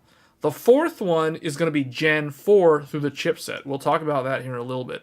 And then you have all your typical stuff down here, your fan headers, etc. So what I want to show now is probably the best part of this. And I'm so glad Gigabyte gives us the full motherboard block diagram, because this tells us exactly what connects directly to the CPU and what connects to the chipset, the TRX50. So right off the bat, you can see there's a PCI 5.0 bus, just like on an X670E. Now the difference is going to be the total number of lanes. So this is saying we have 2 X16 PCIe. So that means we have a total of 32 PCI Gen 5 available as X16 expansion slots. So that means that this top one here and probably the second one, I'm guessing the first and the second, are full X16 Gen 5 bandwidth, and they go directly to the CPU. They bypass the chipset, so there's near zero latency, straight into the CPU. On top of that, we have 1, 2, 3 M.2 drives, all directly wired to the CPU. So that means the latency for your storage is extremely low because there is no chipset. They literally wire straight into that Threadripper socket. So let's look at this. M2A, M2B, and M2C. Okay, so that means that this one, which is C, B, and A, all 3 of these on the left side are Gen 5 capable, and they all go directly to the CPU. So you get 3 Gen 5 M.2 drives, and you get 2 full X16 Gen 5 slots. So this is a lot of bandwidth, and that is a lot of throughput, because we're talking about Gen 5. Right, so that's 30, what is that, 32 plus 12? That's 44 lanes of Gen 5 directly to the CPU. No chipset, no bottlenecking. They all wire directly into these pins up here on this socket. So that is very interesting to see. And then if we look, okay, 4 of the SATA ports, A_SATA, goes directly to the CPU. That means that these 4 here, see where it says A_SATA 3? That means the top 4 SATA ports wire directly into the CPU. No chipset. So just by looking at that, in addition to that, you can see here that some of the USB ports go directly into the CPU as well. They don't even go through the chipset. That means the CPU, the USB signaling, like the polling interval, latency, all that kind of stuff is going to be reduced compared to having to run through a chipset. So that's interesting. Also, the onboard audio codec goes directly into the CPU. And then you have your BIOS chip and the TPM, either external TPM or the one that's soldered on there. So that's there as well. And then finally, for the CPU, we also have a PCI 4.0 bus with the third X16, and that is full X16. And then we have the fourth M.2 slot. So the nice thing about this is all of these PCIe slots, they go directly to the CPU. None of them go through the chipset. On top of that, all 4 of your M.2 drives all go directly to the CPU. There's no latency penalty for storage, at least the M.2 storage, through a chipset. All of them go to the CPU. The only difference is the 4th one is going to run at Gen 4 versus the other 3 running at Gen 5. And this bottom slot is also going to be Gen 4 versus these top 2 that are Gen 5. But it's nice that they're all CPU connected as opposed to chipset connected. So that's your CPU connectivity there. Then if we look, now what I will say is just this alone, just the CPU alone with all this stuff connecting into it is already offering more connectivity, typically more connectivity than what you would get on an actual X670E or an Intel Z790. This offers more connectivity, just the CPU socket alone. We're not even talking about the chipset. Just the Threadripper socket is already offering more connectivity than the entire Intel Z790 platform and the AMD Ryzen X670E platform. So we haven't even gotten to the chipset yet. So that is very nice to see. Now we bring in the chipset. So the chipset is down here. You can see TRX50. 4 lanes of PCI X4. Now what I don't know, what I would need to find out is this PCI X4 a Gen 5 connection or is it a Gen 4 connection? Because one thing I know about Ryzen, the Zen 4 Ryzen CPUs are capable of Gen 5 on this interface of the chipset. Now, the problem is the B650 and the X670 chipset on their end, they only run at 4.0. So they're running at Gen 4, but the AMD Ryzen is running at Gen 5. So what ends up happening is you go to the common denominator, which is going to be the slower speed. So it runs at Gen 4 on the X670 and B650. Now, I don't know what the Threadripper runs at. I'm going to have to look into that. I don't know if that's mentioned in the manual anywhere, but this is either going to be Gen 4 or Gen 5, 4 lanes for the chipset. Which seems like it's not a whole lot, but keep in mind that not a lot of things actually run through here. Most of all the things that actually matter, like the graphics cards and the M.2 drives and some of the SATA drives, all that stuff, in addition to some USB ports, all run straight off of the CPU. So now we come to the actual chipset. So the chipset gives you 4 more SATA drives. Total of 8. 4 from the CPU, 4 from the chipset. Then there is a 20 gigabit USB Type-C. There is a 10 gigabit USB Type-A. And then it looks like there's a 5. I think this is a 5 gigabit.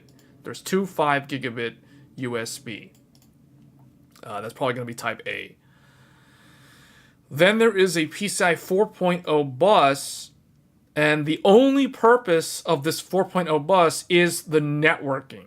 So you have Wi-Fi using up 1 lane, you have the 10 gigabit Marvell using up 2 lanes, because remember, as I showed in a video earlier this year, I did an experimental video showing how many PCIe lanes do you need for 10 gigabit? And the answer was 2 lanes of PCIe Gen 3. You don't need Gen 4 for 10 gigabit. You only need 2 lanes of Gen 3. And if you want Gen 2, then you need 4 lanes of Gen 2. So realistically, it's possible to do 1 lane of Gen 4 for 10 gigabit. Now, the reason why they have to use 2 lanes for this Marvell is not because of 4.0. It's because the Marvell network interface card requires 2 lanes because it can only operate at up to, I believe it can do up to Gen 4, but it needs 2 lanes physically because they don't have it designed in such a way that it can do all of its transmit and receive off of a single PCIe lane, even though technically it can. It's designed to require at minimum 2 physical lanes. So that's the reason why they have 2 lanes here instead of 1 lane. And then finally, the 2.5 gigabit Realtek, 1 lane. So, there you go. So all the networking, the Wi-Fi, and the dual Ethernet LAN are on the 4.0 bus off of that chipset. And then on top of that, what's not shown here, or the way they've drawn this, is a little bit weird, because what I would have done is I would have drawn right here where it says Intel USB 4 controller, I would have included this over here under the 4.0 bus, because at the end of the day, what's not shown here is the type of interface that this USB controller connects to. And the way Thunderbolt works is the Thunderbolt controller will connect to the chipset using PCIe lanes. It needs 4 lanes of PCIe 3.0, so it needs Gen 3 4 lanes. So what it's not known to me here, or what I cannot determine from this block diagram because it's not labeled, is if this Intel controller is using 4 lanes of Gen 3 or is it using 4 lanes of Gen 4. My assumption is that it's 4 lanes of Gen 4 because they say PCIe 4 bus, but it doesn't actually need the bus to run at the full 4.0. It could do it all on 3.0. So that's what that is. And the last thing I'll point out for you guys here is, see where it says DisplayPort in by external graphics card. This means that you can take the DisplayPort cable. I said this a few minutes ago. The DisplayPort cable from the graphics card can plug in to display in on the motherboard, which will then give you a video feed out from your USB 4 port, which is leveraging something called DisplayPort Alt Mode. So you can use a USB-C form factor to connect to a monitor, like a Mac display or any kind of high 4K, 5K monitor, etc. So that's kind of what that's for. So overall, I really think this is, so far, I think this is a really solid choice. This Gigabyte Aero D. This one does seem like it's a really good one. If we look at ASRock, because ASRock did provide their manual, and if you guys have any questions on any of this, I noticed there are a number of viewers here that have joined, and they haven't really asked any questions, so I don't know if I'm boring people to death or putting people to sleep with this info dump on Threadripper. But if we look at ASRock, so you can see ASRock does provide their diagram and the block diagram. The one thing that's disappointing, though, is ASRock only has 2 M.2 slots. There's an M.2_1 and an M.2_2. So Gigabyte's giving you 4 M.2, 3 do Gen 5, and the 4th one does Gen 4. ASRock is only doing 2, which is very disappointing because I feel like they probably could have fit 2 more. One in between these 2 slots and one over here. So not really sure why they did that.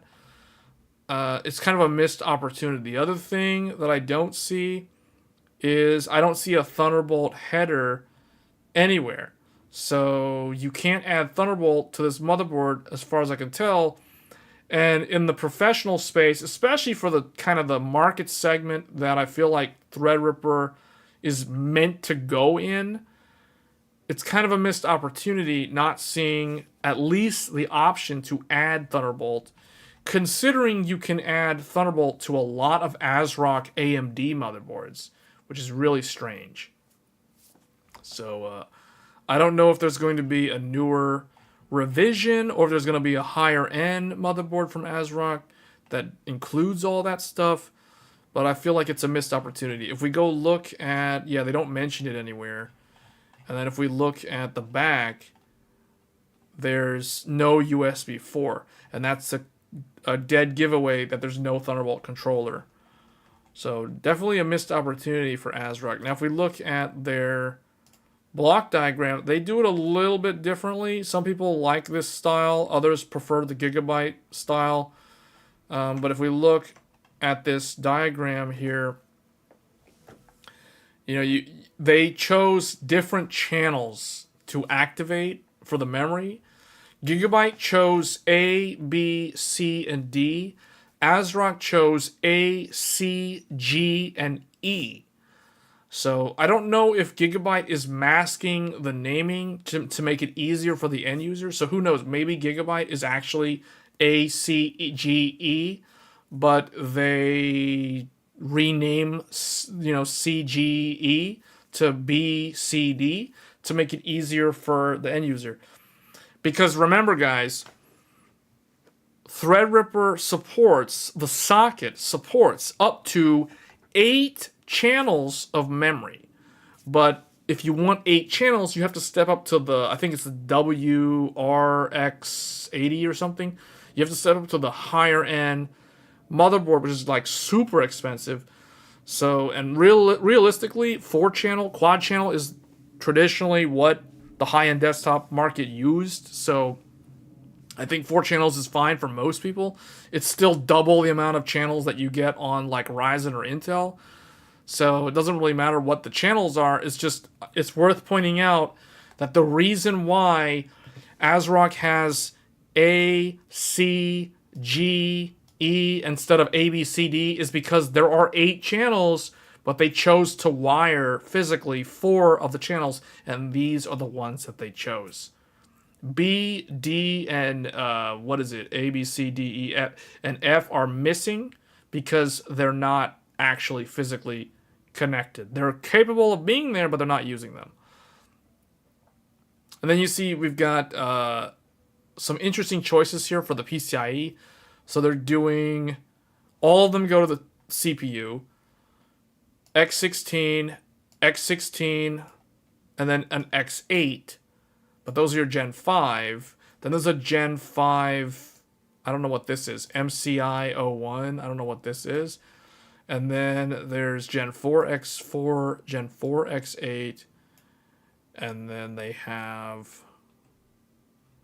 okay, then they have an M.2. So this M.2 is a Gen 5 M.2 to the CPU. And where's the other one? And then they have another Gen 4 M.2 going through the chipset. So very strange choice. I feel like, and they got 4 SATA down here. So I feel as though ASRock is trying to go for, I don't know, what is this, Slim S AS1. I feel like there's more to this motherboard than meets the eye. I feel like I'm probably misjudging this motherboard. Maybe there's something more that it comes with, like some add-in cards or something that I'm not aware of. Let's see. So this is what? These are the Gen 5. These 3 are Gen 5, and the other 2 are Gen 4.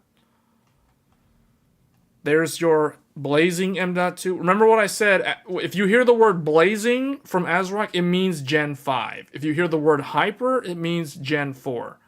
That's just ASRock nomenclature. That's ASRock's way of talking. Okay, here we go. See, so they've got some interesting stuff here. So MCIO. I have actually never heard of MCIO. I'm pretty sure this is probably something that's more from the data center, from the server world. It looks like it is a form factor kind of like SATA or U.2, but it's a different form factor than U.2, probably because it needs to be a newer, higher. It probably has like a higher, or I guess a more strict tolerance, I guess, because it is supporting 4 lanes of Gen 5 on an actual cable, on an actual physical cable. So in order for that cable to handle Gen 5 throughput, it probably needs to be built in a different standard compared to U.2 or SATA. And then they've got slim SAS. So okay, so it looks like, yeah, this motherboard's got more enterprise, like server grade sort of stuff going on here. It has the Marvell and the Realtek. I feel like that's pretty much standard. So you got 10 gigabit just like on the Gigabyte board. You got 2.5 just like the Gigabyte board. They went with Wi-Fi 6E. I think Gigabyte went with Wi-Fi 7. That's not a big deal. But they don't have Thunderbolt though, so that's 20 gigabit USB-Cs that's as high as they go. They don't go up to 40 like on Gigabyte. So I don't know. It's gonna be a different use case. It's gonna come down to a different use case. Some people are gonna actually use MCIO and the slim SAS. Others, like myself, are probably never going to use that. So for me, it's looking like I would take the 4 M.2 slots over these connectors here for my use case.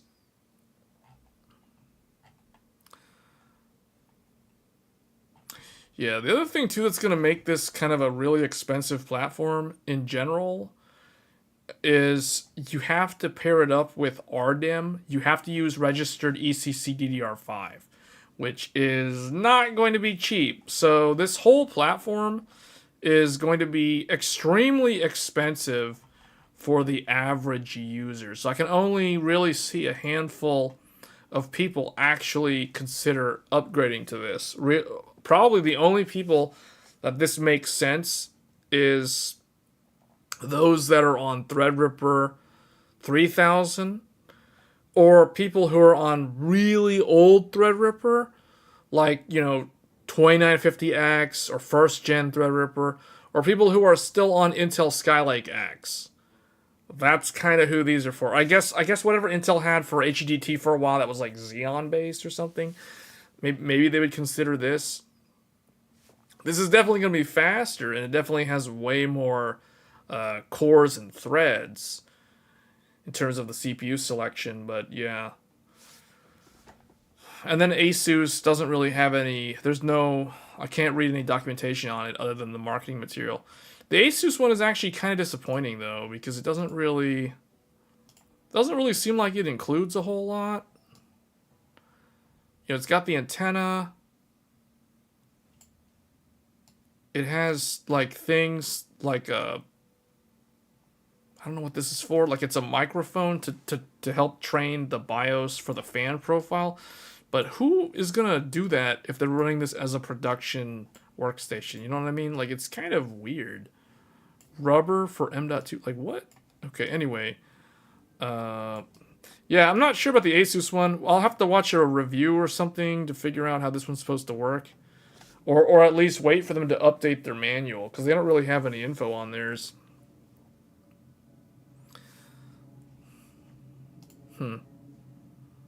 Strange. It's a rather strange. Well, it doesn't look strange. It definitely looks kind of like a server board. But again, most of these kind of are derivative of server. That looks more like server. Yeah. Yeah, the MCIO. I've never really seen that connector before. So it's kind of interesting that ASRock has that on there. These are all extended ATX, so they're all very large motherboards as well.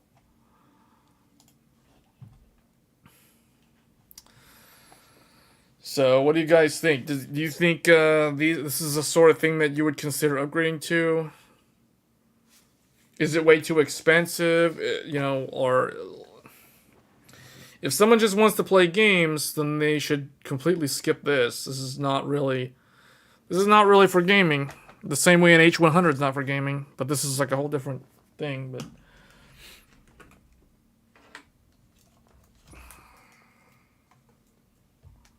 for professional use. Yeah, but you know they market like they market the Threadripper Pro for professional use. This is more for like prosumer. It's kind of like an in between.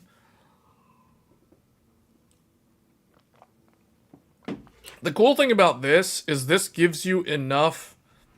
It gives you enough connectivity, as well as enough cores and threads, that you could pretty much do anything with this platform that you could think of. Like, obviously, you could do video editing.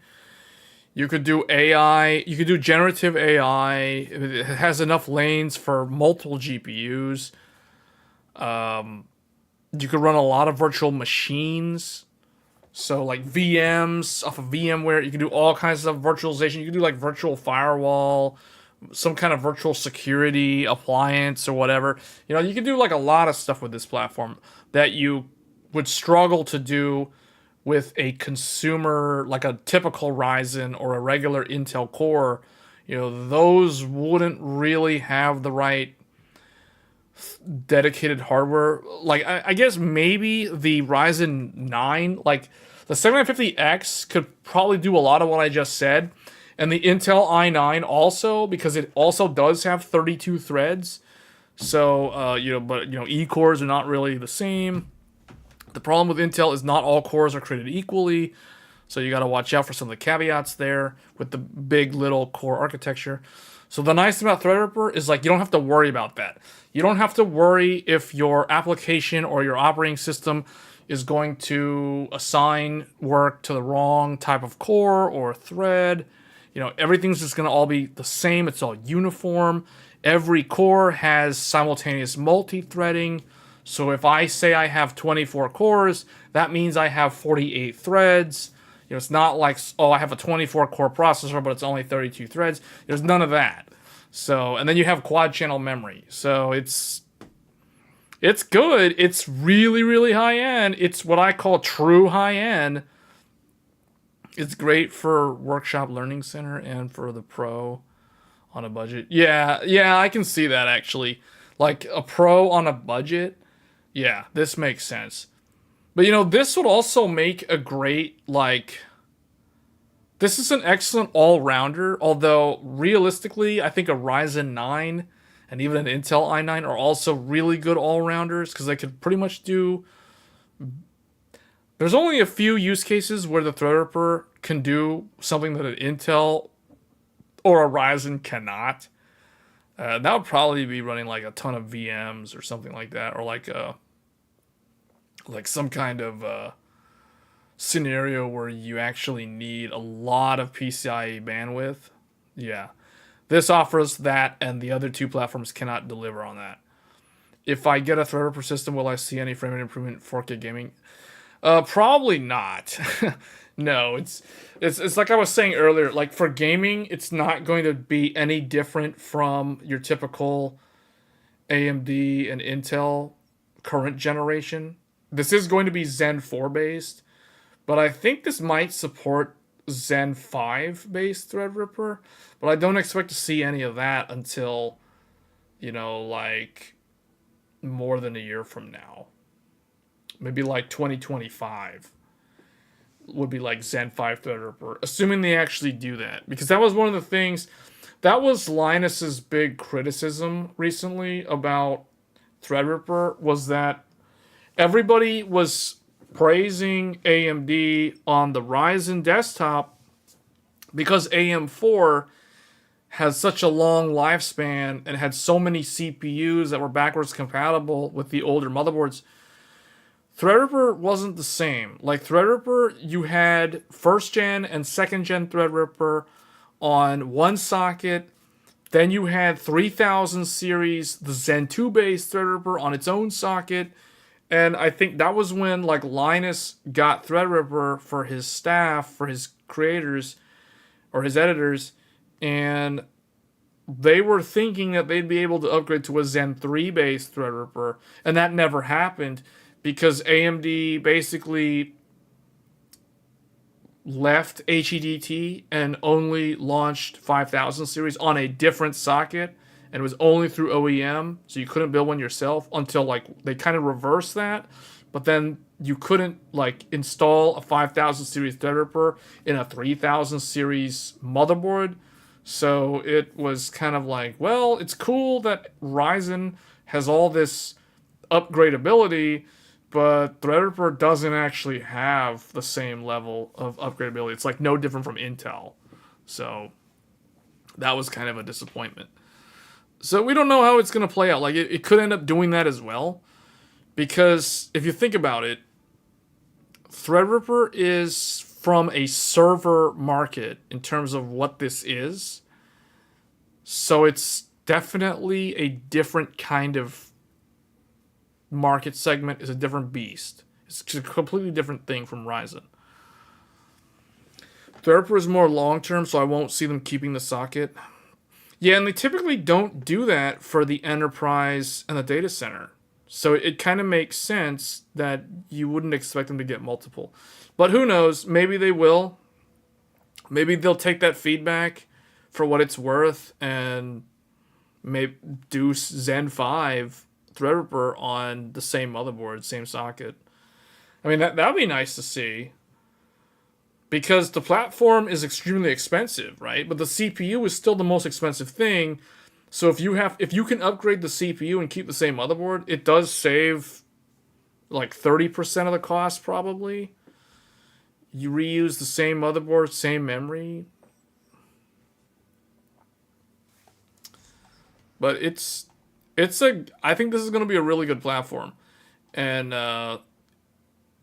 it's going to be a while before Intel responds. Intel does have something in the works. Let me see if I can find that Intel article. Somewhere there was an Intel article about it. Wait, what is this? Ryzen surpasses Intel in Korean DIY. I guess, but this is like mostly like the Ryzen 5 stuff in here. Hold on, that's not what I'm looking for. I know I saw it on Tech Power Up. Maybe it's Intel Threadripper. There we go. Was this from last week? Oh, okay, I think I talked about this last week. I don't know if I talked about this last week. Basically, Intel is preparing to counter Threadripper as best as they can. This is very nice to see. Because I don't know what happened with Intel. Like, Sapphire Rapids launched, but then it's impossible to buy one. It's not even in DIY, so I don't know what... It's kind of like a paper launch. But Threadripper is actually real. It's coming, like, in 2 weeks. So, I don't know what happened with Intel. But Intel's already preparing, like, a whole new thing. And here it is. Someone leaked all the info. So, Intel is going to launch Xeon W3 and W5 to compete directly with AMD's Threadripper in the HEDT market. And here's how they plan to do it. They're going to offer an Intel Xeon W3. Is there any way for me to zoom in? No. W3 2525. That's an interesting product name. And it's going to have 8 cores and 16 threads. And it goes, they have a 10-core, 20-thread, a 12-core, 24-thread, 14-core, 28-thread, 18-core, 36-thread, 22-core, 44-thread, and finally, Intel will offer a 26-core, 52-thread.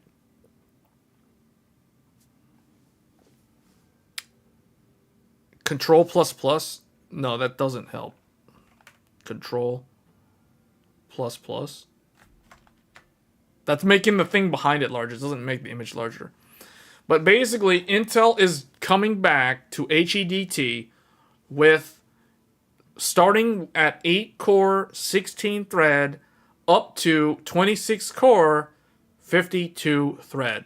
So that means that Intel's most expensive highest core count, 26 core, 52 thread, will be competitive with AMD's cheapest Threadripper, which is a 24 core, 48 thread. Because AMD goes from 24 core, 48 thread, all the way up to 96 core, 100, what is it, like 192 thread or some ridiculous number.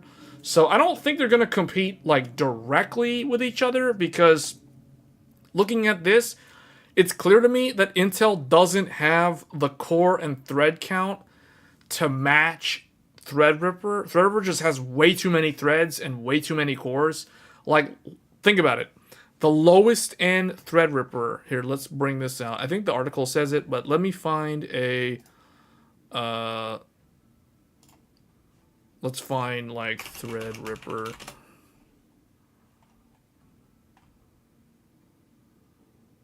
Why is it, okay, reportedly launching, I guess this one? No, where's the, like, 7960X? What is this? Like, why?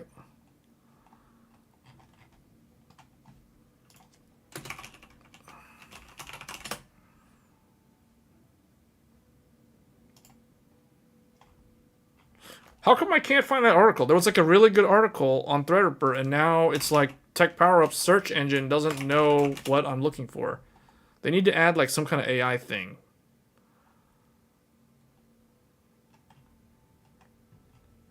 Man, these are stupid search results. Like, none of this stuff is what I'm looking for. But anyway, actually, do we have to go to the AMD website? AMD.com. Here we go. AMD has one on their website. Okay.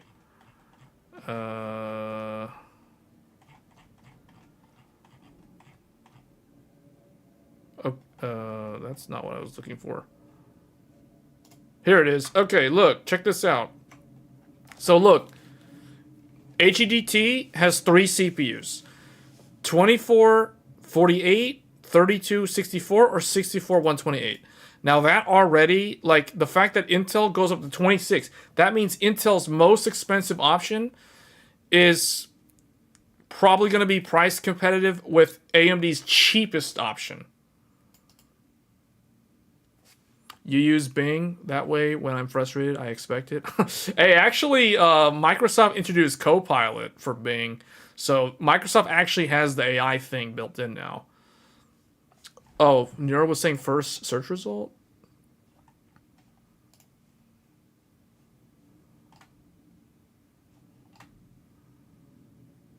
Well, anyway, well, we got 2 different articles.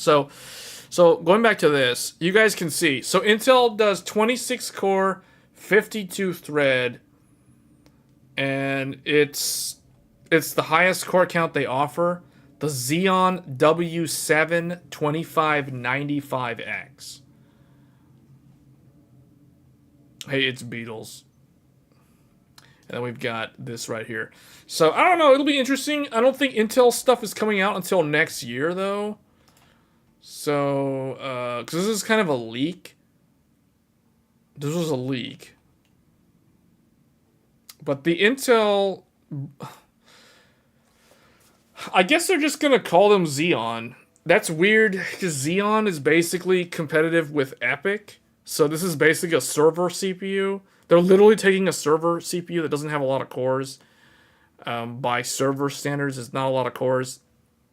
Because typically with Intel, what you have to do is you have to go with dual socket. So you have a motherboard that you can put 2 CPUs in the motherboard.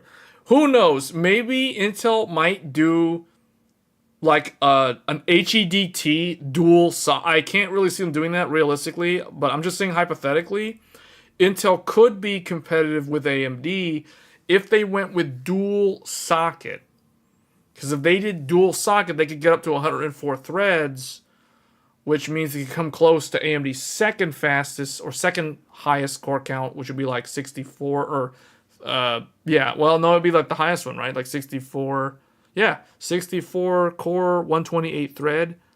So a single AMD 64 core would still be more cores and threads than a dual socket 26 core 52 thread for a total of 104 threads. So, interesting stuff. 8-core 16 thread is not HEDT worthy, to be honest.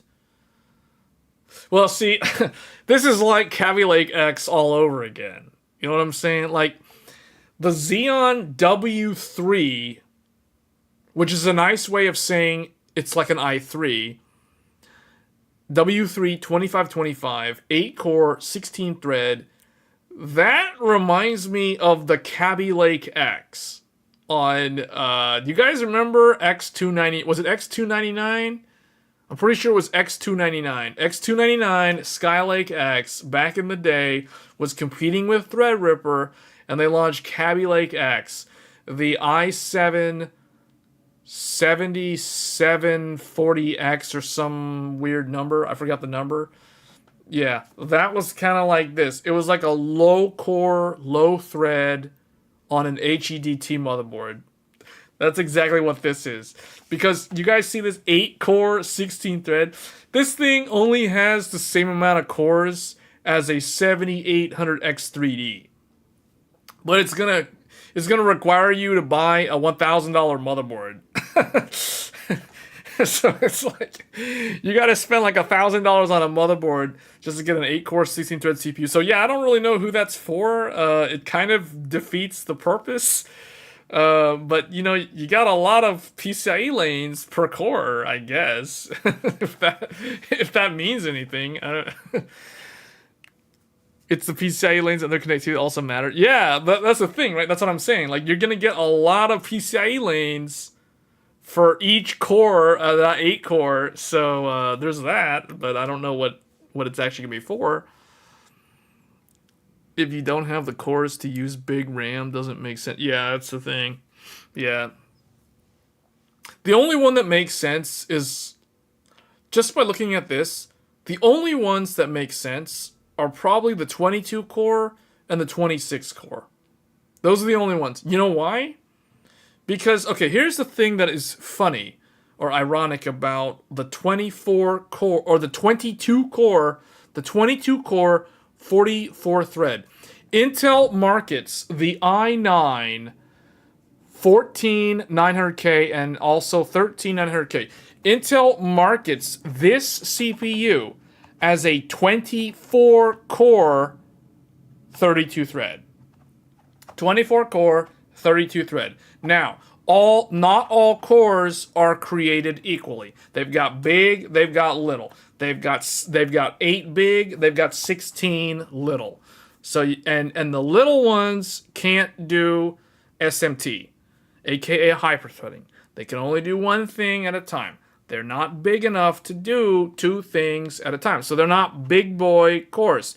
They're little 5-year-old kindergarten, grade school cores, right? They don't have enough self-discipline to do multiple things. So that's why it's a 24-core, 32-thread. Now go back and look at this Xeon. The Xeon W7 2575. These are hilarious names. 25. They got a 2525 on there. I'm not making this up. It's literally on the screen. They even have a 2555. So they got a 2555X. 2555X. It sounds like they're saying a phone number. Anyway, 2575X. 22 cores, 44 threads. That means they are all created equally. They're all big cores. They all have a high school diploma. They all can do 2 things simultaneously. They're not gimped like on the i9. So we're talking 22 core, 44 thread. Now that is, it's less physical cores than the i9, but they're all big P cores. Okay, then you have the W7 2595X. Now, when I first saw this spreadsheet, the only one on this entire list that made sense to me and stuck out was the very last one on this list. The one at the bottom, the Intel Xeon W7 2595X. 26 core, 52 thread. And the only reason why this one is intriguing to me is because this actually has more cores and threads by a total of 2 cores or 4 threads than AMD's lowest end entry level Ryzen Threadripper 7960X, which only has, I say only has, 24 cores, 48 threads. So Intel actually managed to release, or well, they're preparing to release, they actually managed to get a Xeon for HEDT that actually has more cores and threads than the lowest end Ryzen Threadripper. So congratulations, Intel, because they finally actually put something that is something that I'm actually interested in. The Threadripper clock's almost 1 gigahertz higher. Really?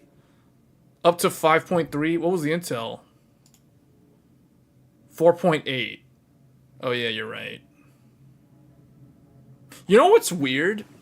This doesn't make any sense. Why is it that an 8-core, 16-thread only goes up to 4.5 gigahertz, and yet a 26-core can go up to 4.8? How is it that the more dense you go in the core count, the higher the speed?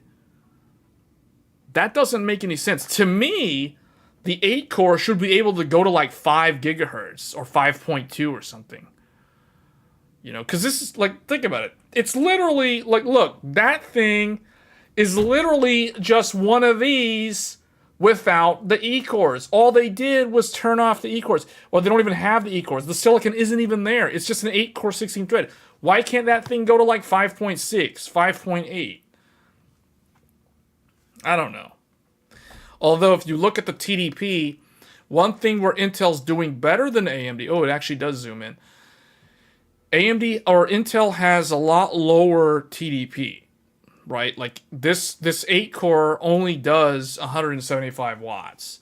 So the power consumption on this is similar to a Ryzen 9 or a Ryzen 7. Well, no, it's more than a Ryzen 7. But actually, now I take that back, because 175 watts on an 8-core, that's a lot more than like a 120 or a 95 watt on a 8-core AMD processor. So I don't know. Yeah, you're right. You're right, Beatles. It's a lot. That's a lot of power for just an 8-core. But it looks like it scales up to 250. Oh, but look, check this out. Look at this. The base clock is lower on the higher core count. See, so as you go up in core density, your base frequency goes down, but for some reason the boost frequency goes up, which is still kind of weird to me, but yeah, I don't know. DDR5. And look, they match AMD with the quad channel. So they're doing quad channel memory, and they support up to 4800 megahertz on one DPC, or they can do 4400 megahertz on two DPC.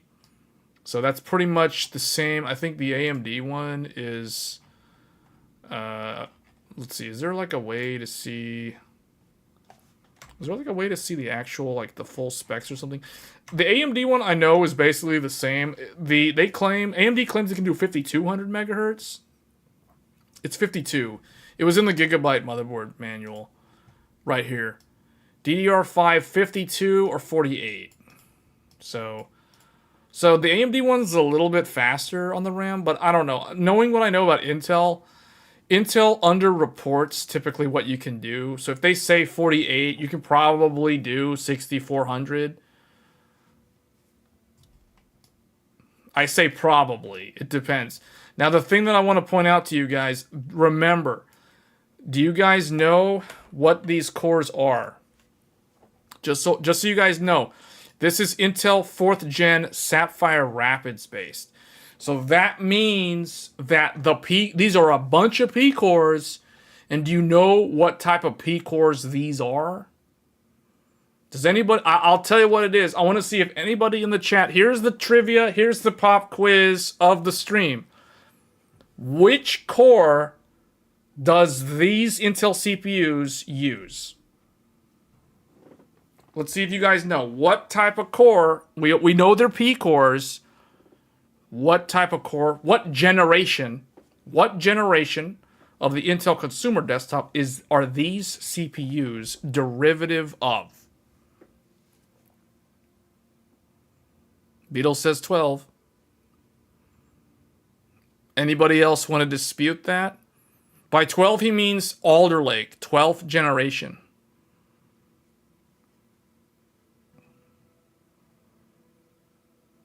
Let's see if anybody wants to dispute that.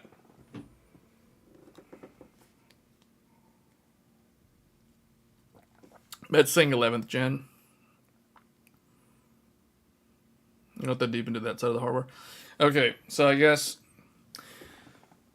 Beatles is correct. These are Alder Lake cores. I said this in a previous live stream. Earlier this year, I did a deep dive talking about Intel Sapphire Rapids. These are based off of Golden Cove. At its core, the architecture is Golden Cove. So these are 12th gen Alder Lake performance cores. That is what is going to compete. So to put things into perspective, we're dealing with up to 26 Alder Lake P cores. So think 12900K in terms of the IPC performance, although it doesn't run nearly as fast. This is basically underclocked 12th gen Intel going up against Zen 4 Threadripper. So this is like 12th gen Intel versus like this is like 12th gen Intel versus like Ryzen 7000. That's basically what this is.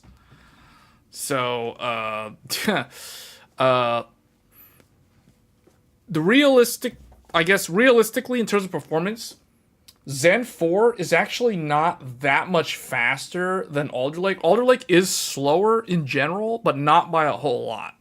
So realistically, in terms of IPC, in general, Zen 4 is a little bit faster, but we're talking like in the single digit percentage-wise over Alder Lake. So Ryzen does have, like, the Threadripper CPUs are going to not only have way more threads available, which means they're probably going to cost a lot more, but they're also going to have higher single thread performance. So keep that in mind. The other reason why these memory speeds are reported like that is because, do you guys remember Intel Alder Lake official spec is 4800 megahertz DDR5? Because Raptor Lake is 5600 on one DPC. Whereas Alder Lake, this is another hint. This is another dead giveaway that this is Golden Cove. Because they're claiming 4800 megahertz DDR5 1 DPC. That is basically Alder Lake specifications. Like right up, straight up. Didn't 12 gen have DDR5 concerns? It just couldn't clock as fast. Nero. Like, some people think it was the motherboard, but realistically, it was actually a combination of the IPC not being as good. So basically, what Intel's doing, for those that are trying to understand this from a business perspective, so if we zoom out and we look at this from like a 10,000 foot view, what is happening here is Intel is putting together, this is basically like Alder Lake's last stand before the Intel will EOL that platform or that CPU generation, and basically it's going to go end of life and they're going to stop making them. This is the last stand for Alder Lake 12th generation. Remember what I said when I did the live stream about Sapphire Rapids back when it launched around like April of this year? I told you guys that in the enterprise market, this is the year of Alder Lake. This year is going to be all about Alder Lake. Now, in the consumer market, obviously that's not true. We had 13 generations selling throughout the course of this year in the consumer desktop and then in the laptop market as well. And now, recently, Intel launched 14th gen. But 14th gen is just 13th gen all over again. It's still Raptor Lake. So what that means is next year is we're going to see some kind of shift. Because as far as I know, Intel is not really doing Raptor Lake outside of consumer. Like, Intel is not going to bring Raptor Lake unless something catastrophically wrong happens with Meteor Lake and Arrow Lake. Intel's not really planning to do much more with Raptor Lake as far as the professional space. So don't expect there to be, as far as I can tell, don't expect there to be any kind of Raptor Lake refresh for the Xeon. They're kind of moved beyond that. Intel really wants to move everything onto the new chiplet-based architecture. So literally next month, Intel is launching Meteor Lake in the mobile market. And I think they're going to also refresh the server market with some form of chiplet-based architecture sometime next year. So it's going to be different. Raptor Lake served its purpose in terms of being competitive with AMD in the consumer market. I just don't know why they had to do 14th generation the way they did. I kind of understand it because they kind of have to put out a product every single year, whereas AMD doesn't. So that kind of hurts them in that regard. But thinking about it more broadly, AMD did release a quote-unquote a refresh if you include the X3D CPUs that they launched earlier this year. Then you can kind of say like, okay, well, AMD did, Zen 4 Standard Edition last year. Then they did X3D this year for Zen 4. That's kind of like saying, oh, Intel did 13th gen last year. So then they do 14th gen as kind of a refresh, similar to how AMD launched X3D. The only difference was X3D actually gives you a tangible improvement in terms of gaming performance and lower power consumption, etc. Whereas 14th generation actually, it doesn't really change anything. Like, it's hard to say there's a tangible benefit there. I guess it's a little bit cheaper than it was at like 13th gen's launch, but the motherboards are more expensive now, so I don't know. It's kind of a wash. But Alder Lake, there's still a ton of Alder Lake. There's a ton of Golden Cove, I should say. Because if I say Alder Lake, people immediately think, oh, E-cores and P-cores. No, actually we're talking about Golden Cove. Golden Cove is the P-core of the 12th generation. Because Gracemont is the E-core. And we're not talking about Gracemont because Gracemont's nowhere on Xeon. So this is P-core only, and it's Alder Lake based. Watch them roll the avocado down the step. Yeah, catastrophic, right? So that's kind of where we're at. So I'm actually really interested to see like more about this Intel lineup, because I was hoping that Intel would do something, and it seems like they're doing this as a reaction to AMD. So the way I see it is AMD did Threadripper in HEDT. Basically, the way I understand it, AMD brought these Ryzen Threadripper CPUs back because the market kept asking for it. Because Linus and all these other influencers, and then the professionals, prosumers, etc., they kept asking for Threadripper to come back in a more affordable fashion than just the Pro series. Because they've got Pro, look at this, they've got a lot of Pro, but it's like, who's going to be able to afford a 96-core, 192-thread processor? Like, very few individuals are going to even bother buying this. Like, this is probably going to be insanely expensive. So it's not for everybody. Like, let alone the fact that regular Threadripper is probably not for everybody either. So it's a niche of a niche at this point. But AMD still decided to bring it back because there was enough people complaining saying, we want Threadripper back. Give us Threadripper. I mean, I myself said, bring back Threadripper. So they're like, okay, here we go. Here you go. We're bringing it back. Because they didn't have to do this. AMD didn't have to do this. They could have just, announced the Pro series, launch Pro. It's super expensive. If you can't afford it, too bad. But they're like, nope, okay, enough people actually want it. Let's do this. The reason why they didn't have to do this is because they can make way more money selling these as EPYC CPUs in the server market. Now, by bringing this to consumer, they're actually potentially taking a loss in terms of total revenue per core because they're selling these at a lower price because it's going to consumers. However, what they're buying, what they're hoping to get in terms of their return on investment by selling these at a lower price compared to selling them as EPYC server CPUs is they're trying to buy mind share. They're trying to get hype so that people respect the Threadripper brand. And for the most part, people do. People recognize Threadripper as a super high-end, expensive CPU that can basically enable a creator to do whatever they want to do, whatever software, whatever virtualization, security appliance, CAD, etc., whatever, multi-GPU. It can handle all of it. So they're trying to buy mindshare so that they get more, they become more like Nvidia, except in the minds of people when it comes to CPUs versus, Intel, which had nothing. Like Intel literally had nothing.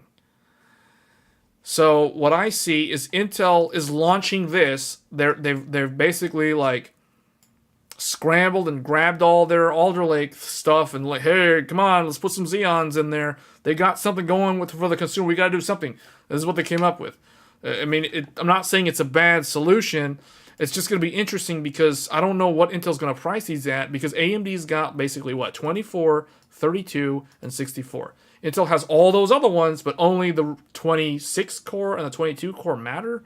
But then AMD also has, like lower core. AMD actually has a 12 core, a 16 core in the Threadripper Pro.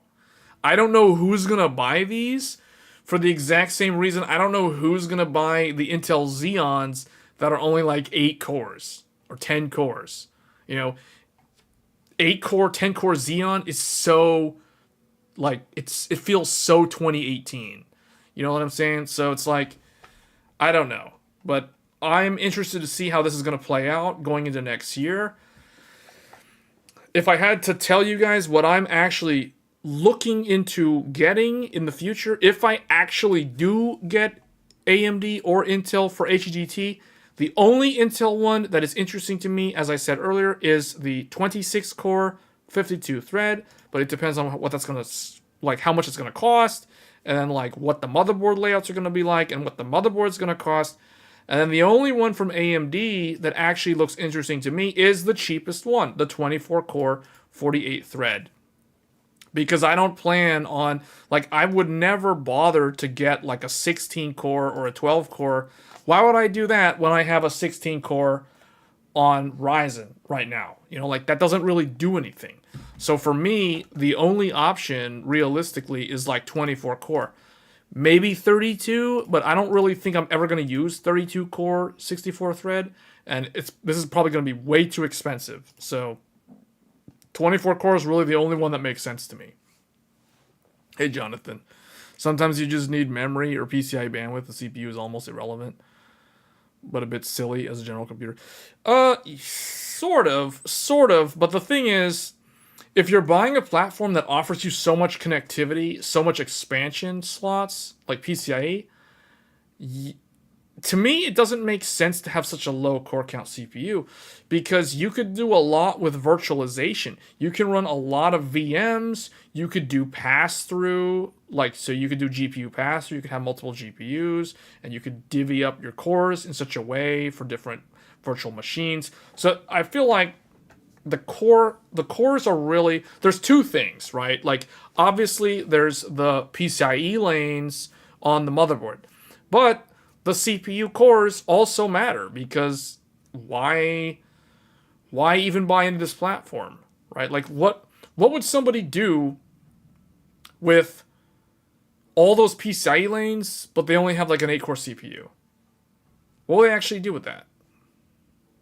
Like, give me an example where you would, like, where you could justify spending $1,000 on a motherboard and whatever the CPU costs. I guess if we're talking like, okay, let's look at like these, right? Like, there's a 12 core or a 16 core. AMD doesn't go lower than 12. So like the lowest Threadripper, 12 core, 24 thread. Like, what would you do with this with the lanes where you wouldn't, like, you're not core starved essentially? Those low core HEDT could be used to make routers. Yeah, you could. Couldn't you run that in a VM though? Couldn't you run the router in a virtualized environment? Or does it have to be its own? It has to be its own application or its own appliance running off of the hypervisor. Like, can't you virtualize the router too, and then just do like pass through for the virtual, like the VIC? Plenty lanes to load up with network interfaces if you need. Yeah, that makes sense. But is that really? Is that the best use for this platform though? Is what I'm saying. See, if you're gonna spend all that money on all the lanes, does it make sense to run like a BGP router off of that, or like wouldn't you just get a router to do that? That's basically my counter argument. There is like, you know what I'm saying? Like why do that when you could do like, you could get like not even like a high-end router. Like well, you're talking like a lot of memory, so maybe you do need a full route table. But I'm just saying in general, right? Like, why not just get an actual router? Unless you're using the server, essentially, because this is what this would be. Unless you're doing it for like IPAM or like DHCP server, like you're gonna do DHCP server off of one of these, maybe, I guess. But do you really need that many lanes? I don't think so. You just put in like a NIC that has like 100 gigabit NIC or something, right? Lanes available for storage as well. I guess you almost bought an ancient Xeon at one time just to get access to greater than 128 gigs of memory cap, even though the CPU is terrible. What was the use case for that hardware though? Like you're mentioning more than 128 gigs. What are you doing with the CPU that, or what are you doing with the platform that needs that much memory? Because the thing is, if someone says video editing, it's like, no, I don't know. You still want more cores. The more cores, the better for video editing. Even though the GPU does a lot of the work, the more cores you have in general, it still results in smoother scrubbing of timeline, you know, more responsiveness in terms of the, like, doing anything with, like, After Effects. Training a custom AI model, the data processing part kept running out of memory. Oh, okay, but... Okay, so you just needed a bunch of memory, so it didn't really matter what the CPU was. Yeah, I guess. Maybe. But that... Yeah. And maybe that's the reason why these lower core count options exist. For those fringe cases. I mean, it's clear to me why, you know, like 64, 32, and 24 exist. 96 to me is kind of, you know, that's extreme. That's like, that's just straight up server. This is just server in my mind. Like, this is almost like, you know, I'm surprised this is even an option. I don't even want to think how much the CPU is going to cost. Like, that's just kind of, whoa.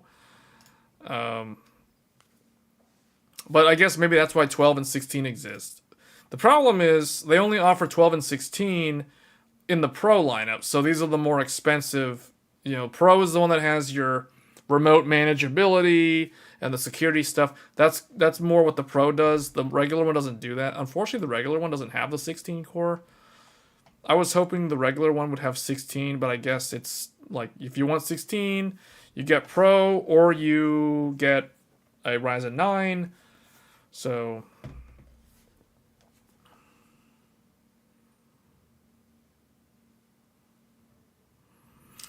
yeah, with consumer, yeah, that makes sense with the Xeon though. But like with the new Threadripper, not Threadripper, with the new like just the consumer desktop right now, right? Like the Ryzen and the Intel, they can both do 192 gigabytes of RAM. Um, I don't know how much RAM you need, but that's still going to be a cheaper platform than having to get. Although you mentioned used market Xeon, so you eventually just did it with SSD swap memory, but it took 100. Yeah. Well, there was something about Zen 5 bumping up core count tonight or to the Ryzen. I'm not sure, Nero. There were some rumors about that. I don't know how true those rumors are. Maybe they will do like a 20 core or 24 core. I think there was some. Yeah, I think I covered that earlier this year, but then I wasn't sure how real that was. But yeah, these are going to be interesting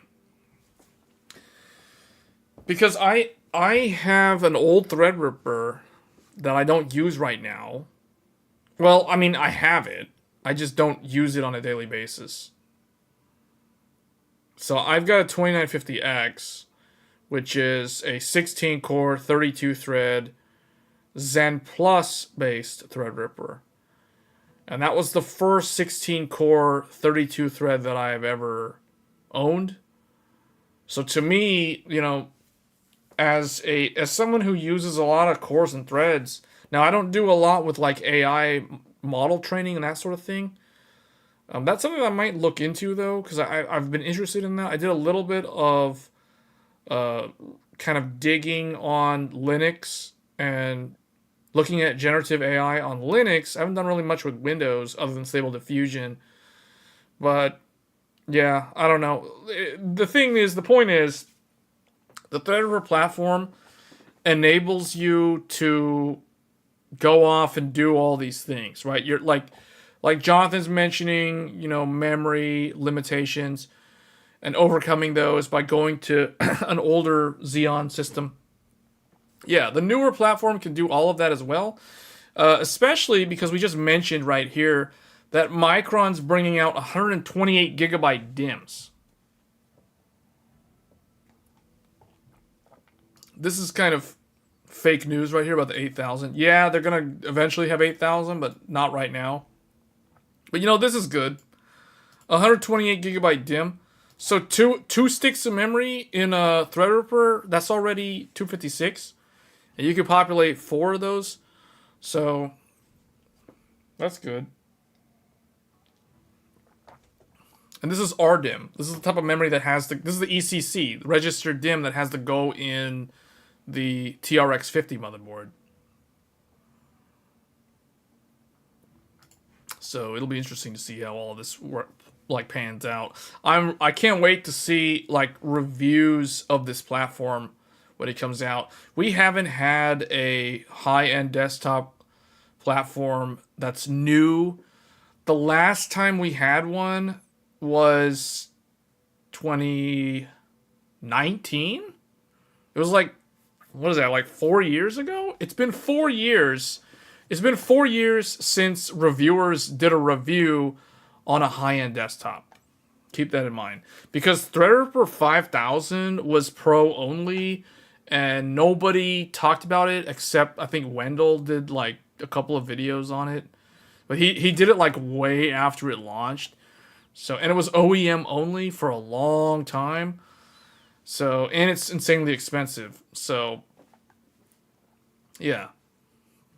This stuff's going to be more affordable, at least on paper. I think the total platform cost of this is still going to be insane because you have to buy a expensive board, an expensive CPU, and on top of that, you have to buy RDIMM.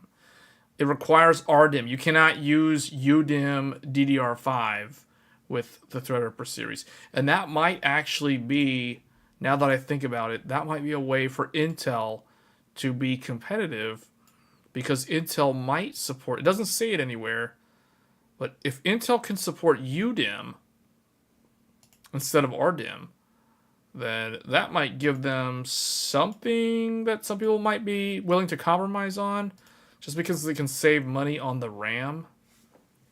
And they may not need the ECC functionality. So we'll see.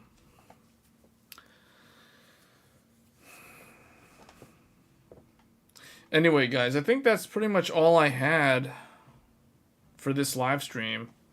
Been going for almost 3 hours now.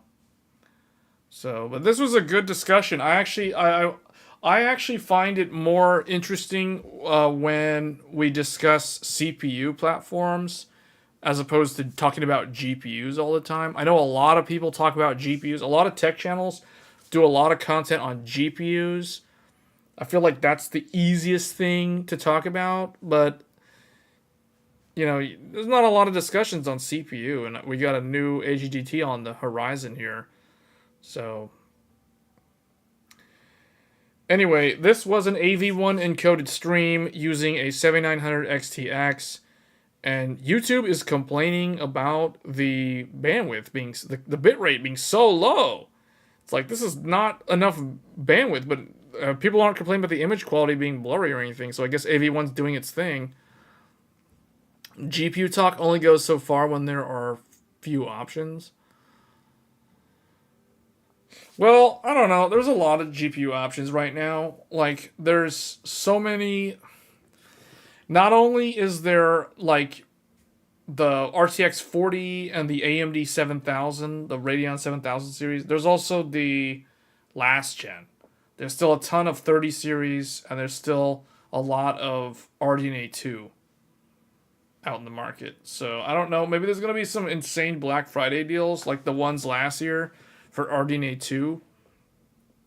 I don't expect there to be any insane deals for the super high-end GPUs, though. So don't expect 4090s or anything similar to be fire sale.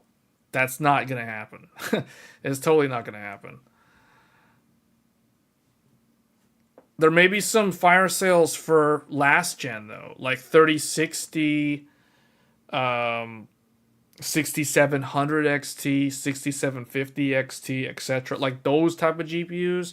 I think we're going to see a lot of Black Friday deals for like mid-range RDNA 2, maybe 6950 XT. I think 6950 XT is going to be the one that I would recommend watching. If you're in the market for a GPU and you want to take advantage of the Black Friday deals, last year it was the 6800 XT at like $530 or so was the best deal that I could find. This year, I'm going to guess the 6950 XT is probably going to go as low as like $500, $499. I think that's a pretty decent deal because that card is a little bit faster than the 7800 XT. For the most part, it's not. It's worse in RT, but it's faster than the 4070 in rasterization. It's a little bit faster than the 7800 XT. Side by side, you wouldn't notice, but you know, if you could find one for like $500 or so, like I think that would be a pretty decent deal. However, it's kind of that argument. It's like, is it worth getting that over a 7800 XT? I don't know. It's tough to say because you're missing out on the newer stuff. You're missing out on better RT. You're missing out on AV1. So but if you're just trying to get a really good deal, I would pay attention to RDNA 2, like 6750 and 6950 XT. In particular, those two. And if you're on a budget, 6650 XT, there might be some insane deals for, you might be able to get some of those for like, $150, $180, somewhere around there. for like a 1080p card. I don't know about the Intel GPUs. I feel like Intel doesn't have enough of those to offer sales. Maybe like a bundle deal or something. But yeah, I would pay attention to Micro Center bundles if you're near a Micro Center, or like Newegg Black Friday deals, and obviously Amazon deals. But Amazon deals on hardware typically is not as good as Newegg. Amazon's better if you're shopping for like generic general things that are not really tech related, at least for like a Black Friday sale point of view. Whereas Newegg tends to be the best source that I can think of for tech deals, unless you live near Micro Center. Then I think Micro Center has the best deals.